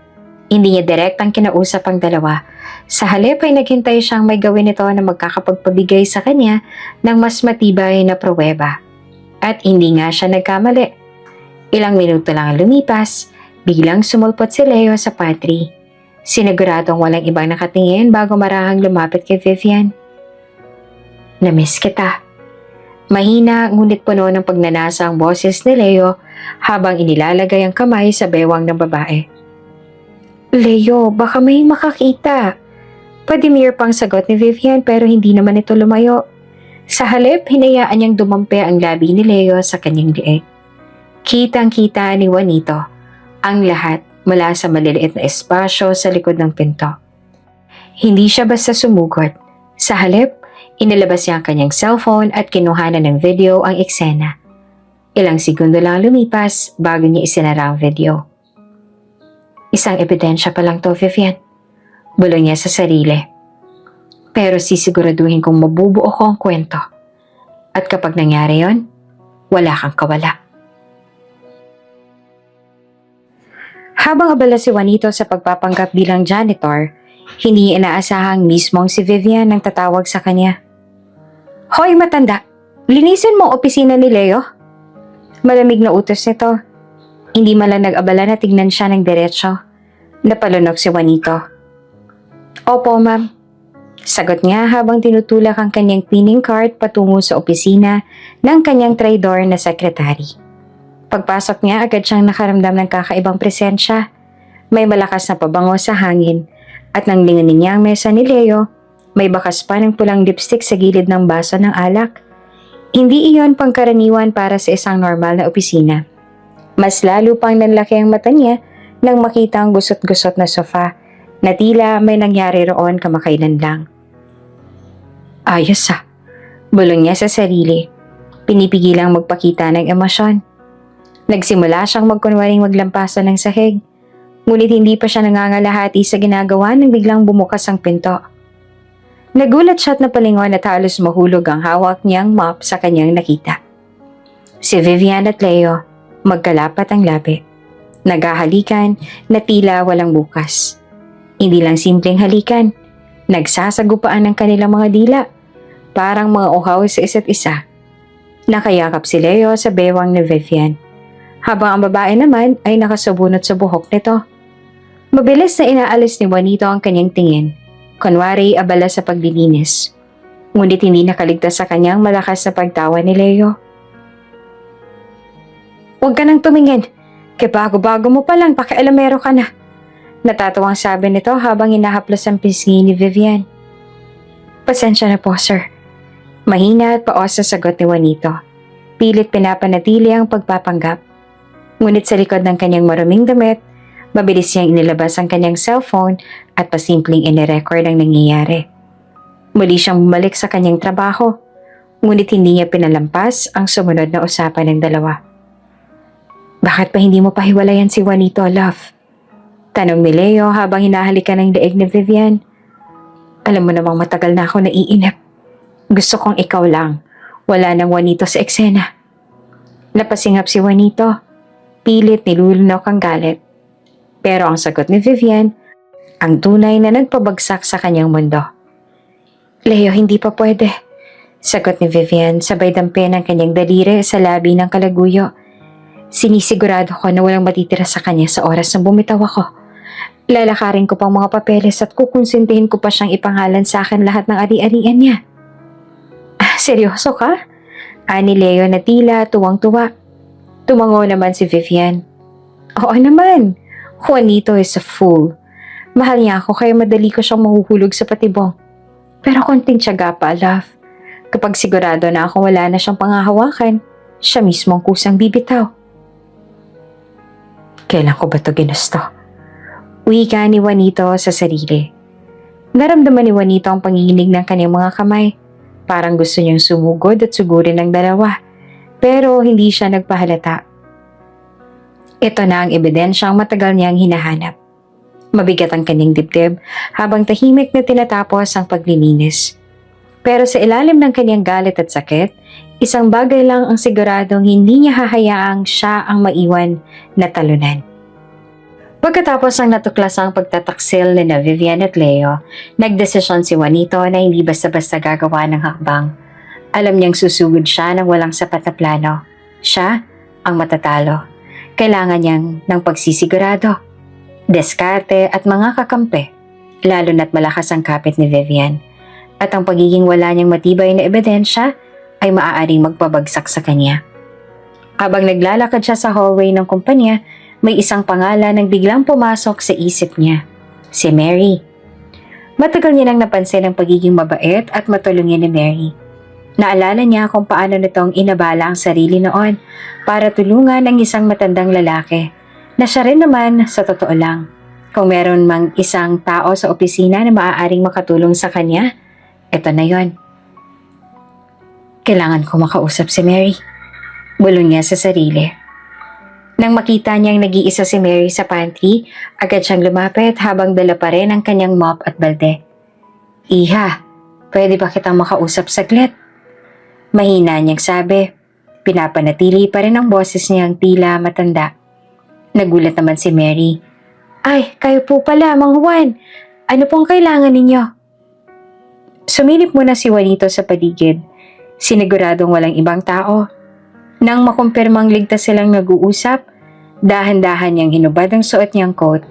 Kasunod ang peking balbas at sa huli, tinanggal niyang excess skin sa kanyang mukha. Ang nagpapakapal sa kanyang itsura bilang matanda. Nanlaki ang mga mata ni Mary. Sino ka? Nagpakawala ng buntong hininga si Juanito bago tumingin ng direkta sa kanya. Ako si Juanito, ang CEO ng kumpanyang ito. Parang binuhusan ng malamig na tubig si Mary. Napakurap siya ng ilang beses. Hindi siya makapaniwala sa nakikita niya. Ang tinulungan niyang matanda nitong mga nakaraang araw ay ang mismong may-ari pala ng kumpanya. Napakalayo ng mukha nito. Anong ibig niyong sabihin, sir? Bakit kayo nagpapanggap na matanda? Tanong niya habang kinakabahan. Muling sumilip si Juanito bago lumapit pa ng bahagya.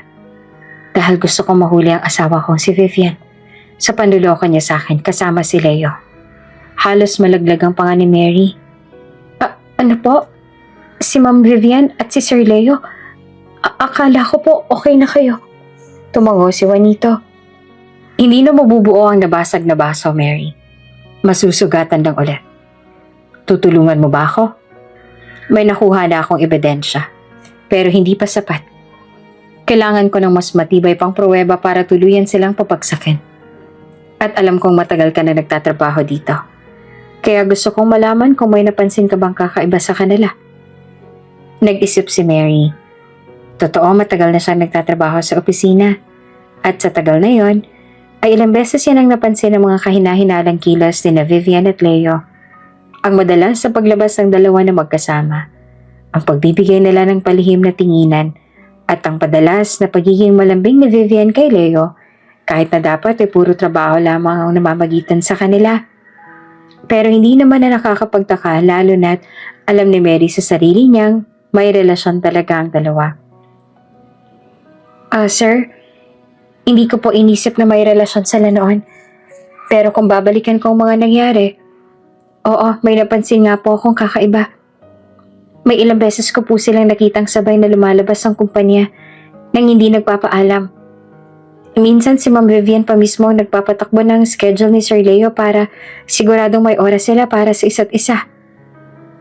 Nagningning ang mga mata ni Juanito sa narinig. Ito ang hinahanap niyang impormasyon.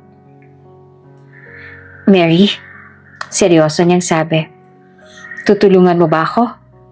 Kailangan kong malaman ang lahat ng detalye tungkol sa lihim na relasyon. Kung may nalalaman ka pa, sabihin mo sa akin.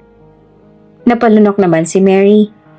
Hindi niya inakalang mapapabilang siya sa isang ganitong sitwasyon. Pero sa loob-loob niya, alam niyang mali ang ginagawa ni Vivian at Leo. Tumingin siya sa CEO. Sir, kung makakatulong ho sa inyo para makuha ang hustisya, opo, tutulungan ko po kayo. Pero sana po pangako niyo po na hindi ako malalagay sa alanganin. Isang matamis na ngiti naman ang lumitaw sa labi ni Juanito. Salamat, Mary. Pinapangako kong hindi ka madadamay dito. Isa pa sa ating dalawa lang tong pagbabalat kayo ko, ha? Tumango naman si Mary at nakipagkamay kay Juanito bago tuluyang umalis. Hindi rin nagtagal, maraming impormasyon na nakuha si Juanito. Salamat kay Mary na nagsasabi ng mga napapansin nito. Maaasahan din pagdating sa patagong kuha ng litrato sa dalawa. At bilang bayad sa utang na loob ni Juanito kay Mary, siya nang nagbayad ng gamutan ng ina ni Mary. Madalas na rin silang lumabas dahil bukod sa pinag-uusapan nilang ginagawa ni Vivian at Leo, ay nag-uusap din sila sa planong pagpapatayo ng branch ni Juanito sa ibang lugar. Pero kung ipopwesto ko sa maraming tao ay mas marami ang consumer. Oo sir, maraming bibili. Pero lahat ba sapat ang pera para gumastos? Anong ibig mong sabihin, Mary?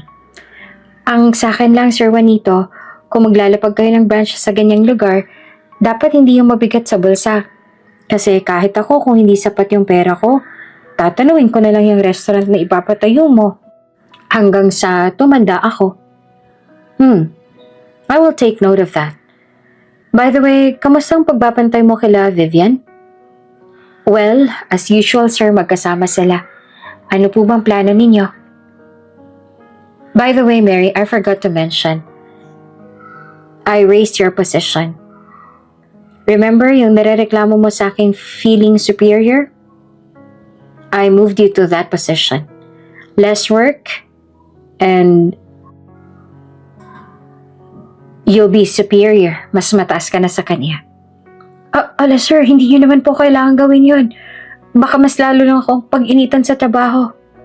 Try me, and I can suspend them all. Hindi naman napigilan ni Mary na matuwa kay Juanito dahil ramdam no ang sinseridad sa sinabi nito. Matapos ang kanilang usapan ay muli na sila nagpaalam. Dahil tapos na ang weekdays, back to work na naman si Mary. Kakaapak pa lang ni Mary sa opisina nang agad niyang maramdaman ang bigat ng tingin ng mga kasamahan niya. Hindi niya kailangang lumingon para malaman kung sino ang may pinaka-nanlilisik ang mata. Ang dating head niya ng department na ngayon ay nasa mas mababang posisyon na. Tahimik na naglakad si Mary papunta sa kanyang mesa.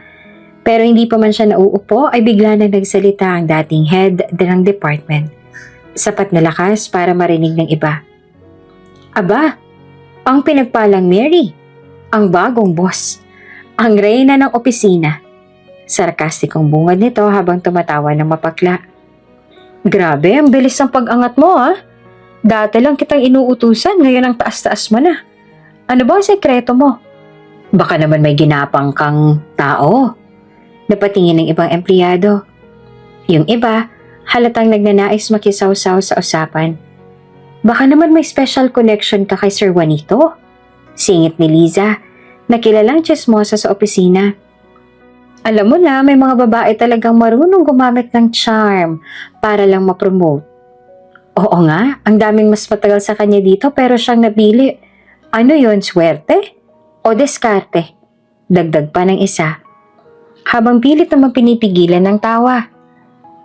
Narinig ni Mary ang bawat salita, bawat mapanuyang bulong, pero pinilit niyang manatiling kalmado.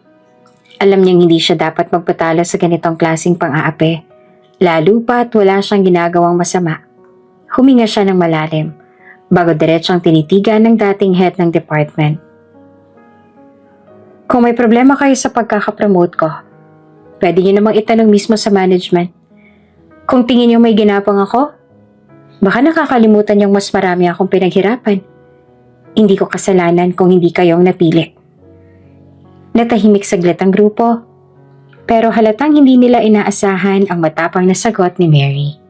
Ngunit bago pa sila tuluyang makasagot, isang pamilyar na tinig ang lumutang mula sa likuran. Ano bang ingay na to? Napalingon silang lahat nang si Manito mismo ang nakatayo sa may pinto. Seryoso ang mukha. Biglang kumalat ang tensyon sa buong opisina. Tahimik na bumalik sa kani-kaniyang trabaho ang karamihan, pero alam ni Mary na hindi pa tapos ang laban. Hindi naman inaasahan ng lahat na dadating si Juanito. Kahit si Mary ay hindi inaasahan ng lalaki. Mas lalong lumakas ang bulungan. Karamihan ay sinasabing may tinatagong relasyon sina Juanito at si Mary. Madalas ang makita si Mary at Juanito na magkasama. Hindi lamang sa opisina kundi pati na rin sa labas. Kahit palagi naman silang maingat, hindi ito nakaligtas sa mapanuring mata ng mga empleyado. At lalong-lalo na kay Vivian. Sa bawat araw na lumilipas, lalong tumitindi ang pagdududa ni Vivian. Hindi niya matanggap na may babaeng malapit ngayon kay Juanito. Lalong-lalo na si Mary na dating isang simpleng empleyado lamang. Pauwi na si Mary nang bigla na siyang harangin ni Vivian sa hallway ng building. Nakapamihawang ito. Ang mukha ay puno ng galit. Anong akala mo sa sarili mo, ha? Malakas na sigaw ni Vivian. Napakurap si Mary. Naguguluhan. Anong problema mo? Ikaw ang problema. Huwag kang ang ilusyonada, Mary. Akala mo ba magiging iyo ang yaman ni Juanito? Ako ang may karapatan doon. Ako ang asawa. Isa ka lang hamak na manggagawa. At hindi ka kailanman papantay sa akin. Napailing si Mary. Hindi ko kailangang makipagtalo sa iyo, Vivian.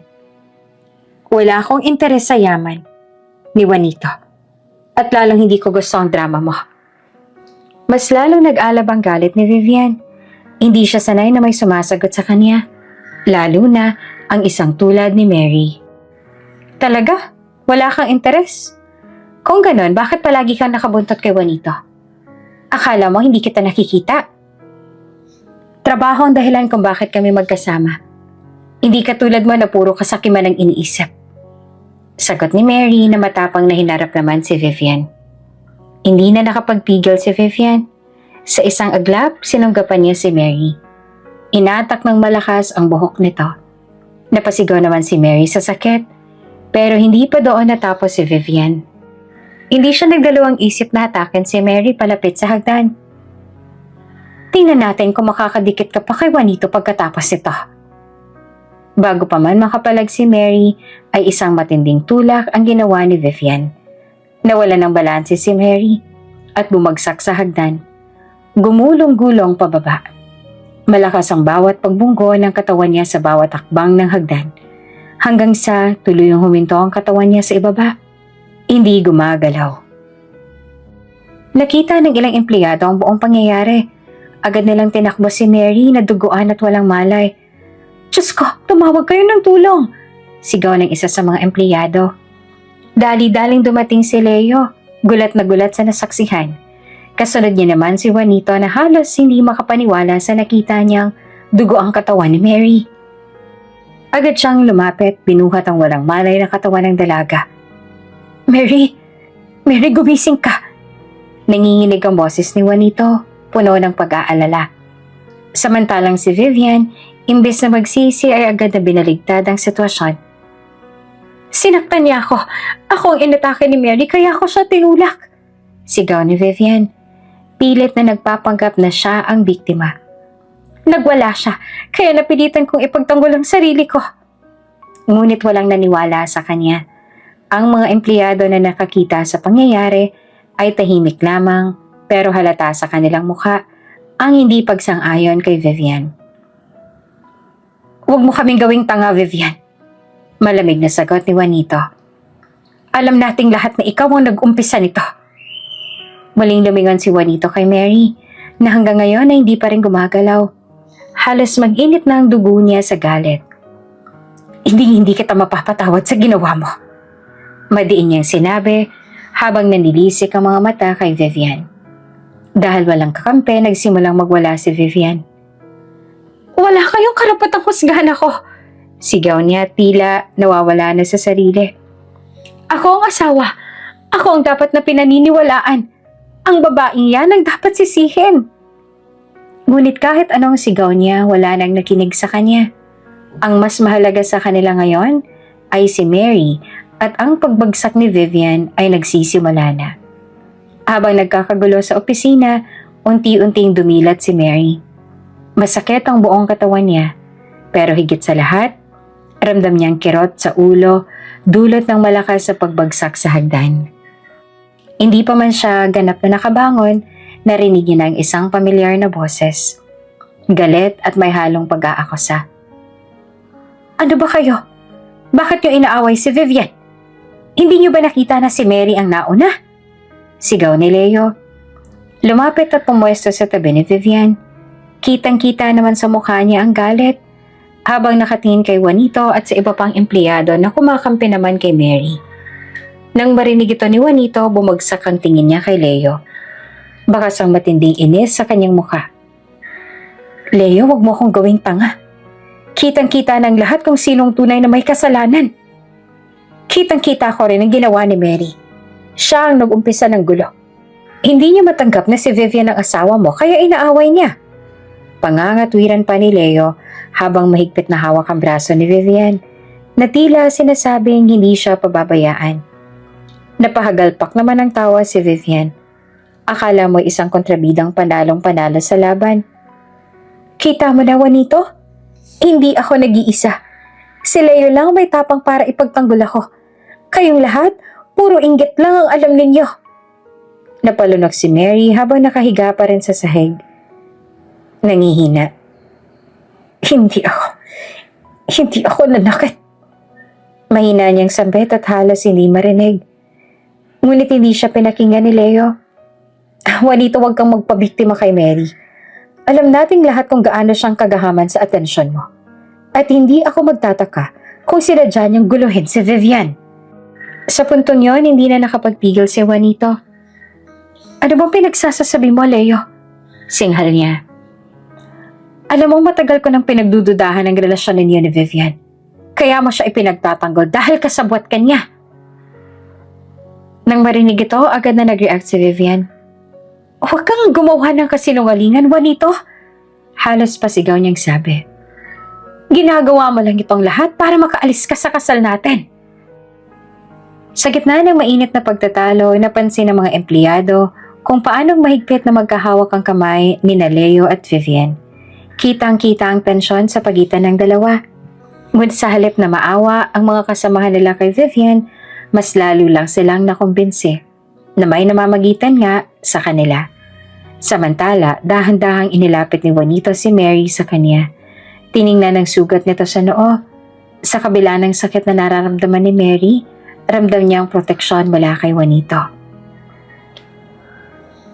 Leo, kung talagang naniniwala kang walang kasalanan si Vivian, mahina ngunit matalas sa sabi ni Juanito.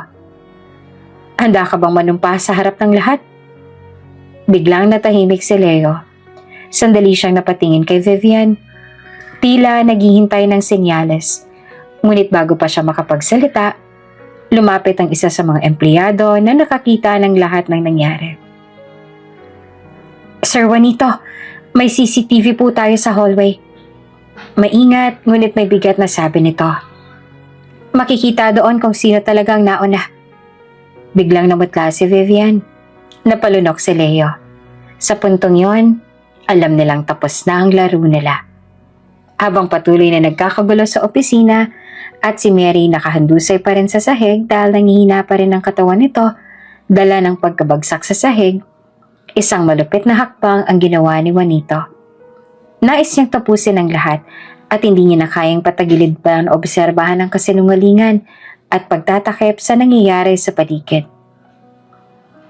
Alam ko ang tunay na nangyayari, Leo, Vivian. Ang sabi ni Juanito ay malakas at matalim. Ang kanyang mga mata ay naglalaman ng galit at pagkadismaya. Hindi niya na kailangang itago pa. Nagtataka ang mga empleyado na naroon. Habang ang ilang kasamahan ni Mary ay nagsisimulang magtago sa likod ng mga mesa. Kung may isang tao na dapat magsalita, iyon ay si Juanito. Tinawag ni Juanito ang dating head ng department. Alam mo ba kung anong mga lihim ang tinatago mo? Ikaw ang isa sa mga nagtatakip sa lahat ng relasyon ni Vivian at ni Leo. Sumandali tila naguluhan ng mga tao. Hindi mo ba alam na ikaw mismo ang sinasabi ng mga tao na nakikipagtulungan upang itago ang illegal na transaksyon sa kumpanya? Ang mga salitang binitawan ni Juanito ay nagdulot ng matinding pagkabigla sa lahat. Sa isang iglap, naalala ng mga kasamahan ni Mary ang dating head department na palaging may hawak ng mga sensitive files at mga dokumento ng kumpanya. Pinagtakpan mo lahat ng pagkakamali ni Vivian, pati ng mga questionable transaksyon na ginawa ni Leo sa pangalan ng kumpanya. Dagdag pa ni Juanito. Naging tahimik ang buong silid. Si Vivian na nakatayo sa gilid ay nawala ng lakas na magsalita. Ang masakit na katotohanan ay nagsimulang mangyari. Dahil sa'yo, hindi lang kay Mary nangyari to. Pati ako, pinagtakpan mo ang lahat ng kalokohan ni Leo. Kasama ka sa lahat ng ginagawa nilang illegal. Bulyaw ni Juanito. Ano? Paano mo nalaman lahat ng to? Ang takot na tanong ng dating head department. Hindi na nagdalawang isip pa si Juanito. Pina-audit ko ang transaksyon ng kumpanya. Nakita ko ang lahat. Mula sa mga peking dokumento hanggang sa mga perang kilupit ninyo. Tumagal ang katahimikan. Ang dating head department, ang tanging naguluhan, ang mga mata nito'y lumuluha dahil sa takot at hindi siya makapaniwala. Hindi na nakayanan ni Vivian ang mga paratang na ibinato sa kanya. Lalo na at habang tumatagal ay mas nagugulat siya sa mga bagay na alam na ni Juanito. "Tama na!" sigaw ni Vivian. Ang galit ay sumabog sa kanyang mga mata. "Huwag mong gawing katawa-tawa ang lahat. Wala kayong karapatang magsalita laban sa akin." Nagpumigla si Vivian upang labanan ng mga paratang. Ngunit si Leo, na hindi kayang magtago ng kanyang galit, ay nagsimulang manghimasok. "Hindi! Alam nating si Mary ang may kasalanan dito," sigaw ni Leo. Ngunit hindi ito tumagal, sapagkat nahanap ni Juanito ang lahat ng ebidensya na nagpapatunay sa lahat ng mga alegasyon. Ang dating head department ay biglang nag-collapse sa upuan. Hindi na kayang itanggi ang mga kasalanan. Ang mga dokumento at mga matinding ebidensya ay nakuha na at ipapasa sa otoridad. Si Vivian at si Leo ay wala na magawa kundi ang magmukhang tanga. Nawala ng kakampi at wala ng ibang makakapagtanggol sa kanila. Sa loob ng ilang araw matapos ang insidente, mabilis na kumalat sa buong kumpanya at maging sa industriya ang iskandalo ni Vivian at Leo. Lahat ng tao, mula sa pinakamababang empleyado hanggang sa matataas na opisyal, ay hindi makapaniwala sa pagtataksil at pang-aabuso na ginawa ng dalawa. Matapos ang investigasyon, lumabas ang malinaw na ebidensya. Malawakang korupsyon, lihim na relasyon, at pananamantala sa kapangyarihan. Dahil dito, natanggal ang dating head department sa kanyang posisyon at isinampa ang kaso laban kay Vivian at Leo. Sa loob ng korte, tahimik na nakaupo si Juanito. Nakikita ang dating asawa na halos hindi makatingin sa kanya. Sa tabi naman ni Vivian, si Leo, ang lalaking itinuring niyang matalik na kaibigan, ngunit siyang bumaliktad sa kanya noong lumabas na ang ebidensya. "Hindi ko alam na ginagamit mo lang ako, Vivian." Galit, ngunit may lungkot na sambit ni Leo. "Akala ko mahal mo ko. Pero lang palang gusto mo." Napatingin si Vivian kay Leo ngunit hindi siya nagsalita. Alam niyang wala nang silbi ang mga kasinungalingan niya. Hindi lang si Juanito ang pinagtaksilan niya, kundi maging ang pamilyang itinakwil na rin siya dahil sa kanyang kahihiyan.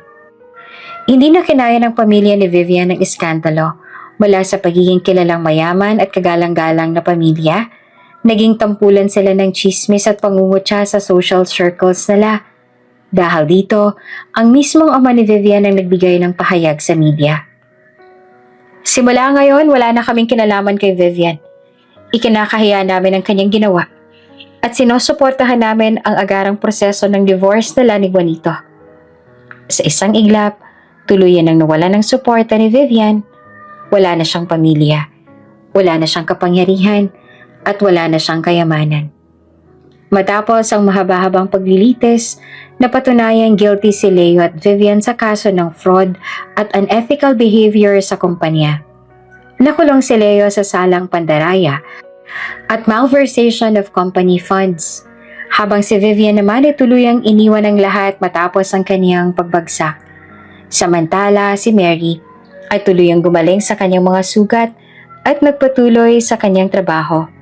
Sa kabila ng sakit at paninira sa kanya noon, naging inspirasyon siya sa kumpanya bilang isang babaeng hindi nagpatalo sa pang-aapi. Si Juanito naman, matapos ang lahat ng ito ay nagpatuloy sa pagpapatakbo ng kumpanya. Mas maingat, mas matalino, at higit sa lahat, mas pinapahalagahan ng mga taong tapat sa kanya. At habang lumalakad siya palabas ng korte, nakita niya si Mary sa malayo, nakangiti sa kanya. Tapos na ang lahat, bulong ni Juanito sa sarili. Panahon na para magsimula ulit. Matapos ang lahat ng kaguluhan, ang pagtataksil, ang mga kaso at ang pagbagsak ng taong minsan niyang pinagkatiwalaan, naramdaman ni Juanito ang matinding pagod. Sa loob ng maraming taon, ang buhay niya ay umiikot lamang sa negosyo, sa pamilya, at sa kanyang hindi matagumpay na pagsasama kay Vivian. Ngunit ngayon, sa unang pagkakataon, pakiramdam niya ay malaya na siya. At sa kalagitnaan ng kanyang bagong simula, isang babae ang hindi niya inaasahang magiging dahilan ng kanyang unti-unting paghilom, si Mary. Sa kabila ng malapit nilang ugnayan sa trabaho, bihira lang lumabas ang magkasama sina Juanito at Mary sa personal na dahilan. Pareho silang abala ni Mary sa kanyang tabagong responsibilidad bilang isang matagumpay na head ng department. At si Juanito naman sa muling pagpapatibay ng kumpanya pagkatapos ng iskandalo. Ngunit sa tuwing nagkakaroon sila ng pagkakataong lumabas, may kakaibang komportableng katahimikan sa pagitan nila. Hindi ito yung typical na relasyon kung saan may grand gestures o madalas na date nights. Mas madalas simpleng pag-uusap lang habang kumakain ng late night dinner pagkatapos ng trabaho o isang maikling paglalakad sa labas ng opisina tuwing break. Mary, salamat sa lahat ha. Isang beses na sabi ni Juanito habang nasa rooftop sala ng kumpanya. Umiinom ng kape pagkatapos ng mahabang araw. Kung hindi dahil sa'yo, baka hindi ko na nakita ang katotohanan. Sir naman, natatawang sagot ni Mary. Tapos na po iyon. Dapat mag-move on na kayo. Napangiti naman si Juanito. Sa unang pagkakataon, parang kaya niya nang gawin iyon. Lumipas ang halos 2 taon, hindi niya na namalaya na ang madalang na paglabas nilang dalawa ay unti-unting naging mas espesyal at ang mga bagay na meron sa kanilang dalawa. Habang naglalakad sina Juanito at Mary pauwi mula sa trabaho, may katahimikang bumalat sa kanila. Hindi ito yung awkward na katahimikan, kundi isang klase ng katahimikang komportable. Parang hindi kailangang punan ng salita para lang magkaroon ng koneksyon. Sa halos 2 taon na lang madalang ngunit makahulugang pagsasama, marami nang nagbago. Si Mary ang unang bumasag ng katahimikan. Alam mo Juanito, minsan iniisip ko, paano kung hindi nangyari lahat ng yon? Yung gulo noon, yung pagtataksil na Leo at Vivian, yung pagbagsak ng kumpanya. Sa tingin mo magkakausap pa rin kaya tayo ng ganito? Bahagyang lumingon si Juanito sa kanya at ngumiti. Siguro hindi ganito, pero naniniwala akong kahit papaano, matatagpuan pa rin kita. Napangiti si Mary sabay bahagyang iniling ang ulo. Nako, CEO ka nga, ang lalim mo pa rin magsalita. Hindi naman sa malalim, Mary. Totoo lang. Hindi ko lang noon napansin pero sa dami ng pinagdaanan ko, ikaw yung taong palaging nariyan. Hindi ko lang agad nakita kung gaanong kahalaga yon. Saglit silang natahimik. Ang malalim na hangin ng gabi ay dumampi sa kanilang balat. Ngunit ang init ng usapan nila ay tila nagpapagaan sa kanilang mga damdamin. Minsan iniisip ko rin, sabi ni Mary, nakatingin sa kalsadang tinatahak nila. Bakit bang bilis ko nagtiwala sa'yo noon? Dapat nga siguro natakot ako, lalo na nang malaman kong ikaw pala si Juanito. Pero ewan ko ba, parang kahit noong nagpapanggap kang matanda, may naramdaman na akong tiwala sa'yo. Huminto sa paglalakad si Juanito, dahilan para mapahinturin si Mary. Tiningnan niya ito ng malalim, punong-puno ng damdaming hindi niya agad maipaliwanag. Mary, kung may isang bagay man akong natutunan sa lahat ng nangyari, iyon ay ang hindi mo talaga malalaman kung sino ang magpapahalaga sa'yo. Hanggat hindi mo sila hinahayaan na makita ka ng buo. At sa'yo, Mary, hindi ko kailangang magpanggap. Napalunok si Mary. Tila hindi alam kung anong isasagot. Pero bago pa siya makapagsalita, biglang umiti si Juanito at bumalik sa paglalakad. Tara, baka lumamig masyado at hindi mo nakayanin ang lamig sa gabi. Napatawa si Mary. Ikaw nga itong mukhang giniginaw eh. Nagpatuloy silang maglakad, ngunit sa pagkakataong ito may kakaibang gaan sa pagitan nila. Hindi na lang ito simpleng pagkakaibigan. Hindi na lang ito isang koneksyon na bunga ng isang trahedya. Ito ay isang relasyong tila hindi nila inaasahan. Ngunit dahan-dahan nabuo sa loob ng 2 taong isang pagmamahal na hindi kailangang madaliin. Dahil alam nilang sa dulo ng lahat, sila pa rin ang magkasama. Hindi ito isang relasyong mabilis na nag-aapoy sa simula. Ito ay isang relasyong dahang-dahang nabuo sa tiwala, respeto at tunay na pagmamalasakit. Isang gabi, inaya ni Juanito si Mary sa isang simpleng dinner sa isang maliit ngunit eleganteng restaurant sa labas ng syudad. Wala itong kasosyalan. Walang mamahaling dekorasyon. Isang tahimik na lugar lamang na puno ng kandila at may magandang tanawin ng mga bituin. Habang nag-uusap sila, tila normal lang ang gabi. Hanggang sa biglang inilabas ni Juanito ang isang maliit na kahon at dahan-dahang binuksan ito. Mary? Natigilan si Mary at hindi niya inaasahan ito. Alam kong hindi tayo tipikal na magkasintahan na mahilig sa grand dates o madalas lumabas. Pero sa bawat pagkakataon na kasama kita, pakiramdam ko, buo ako. Mula sa kanyang upuan, lumuhod si Juanito sa harapan ni Mary. Hawak ang isang napakasimpleng diamond ring. Walang ingranding setting, pero sapat para ipakita kung gaano niya itong pinaghirapang piliin. Hindi ko nahihintayin pang mawala ka, Mary. Simula nung araw na tinulungan mo ako, hindi ko na naisipang maibang taong may gusto kong makasama habang buhay. Will you marry me? Naluha si Mary. Hindi niya inakala na ang taong minsan niyang inisip na masyadong mataas para sa kanya ay tunay palang nagmamahal sa kanya. At sa gabing yon, sa ilalim ng mga bituin, tumango siya tinanggap ang singsing. Hindi man ito isang relasyong nagsimula sa matinding romansa, ngunit ito ay isang pagmamahala na itinayo sa pundasyon ng tiwala, respeto at isang malalim na pagkakaintindihan na siyang nagpatibay sa kanila hanggang sa dulo.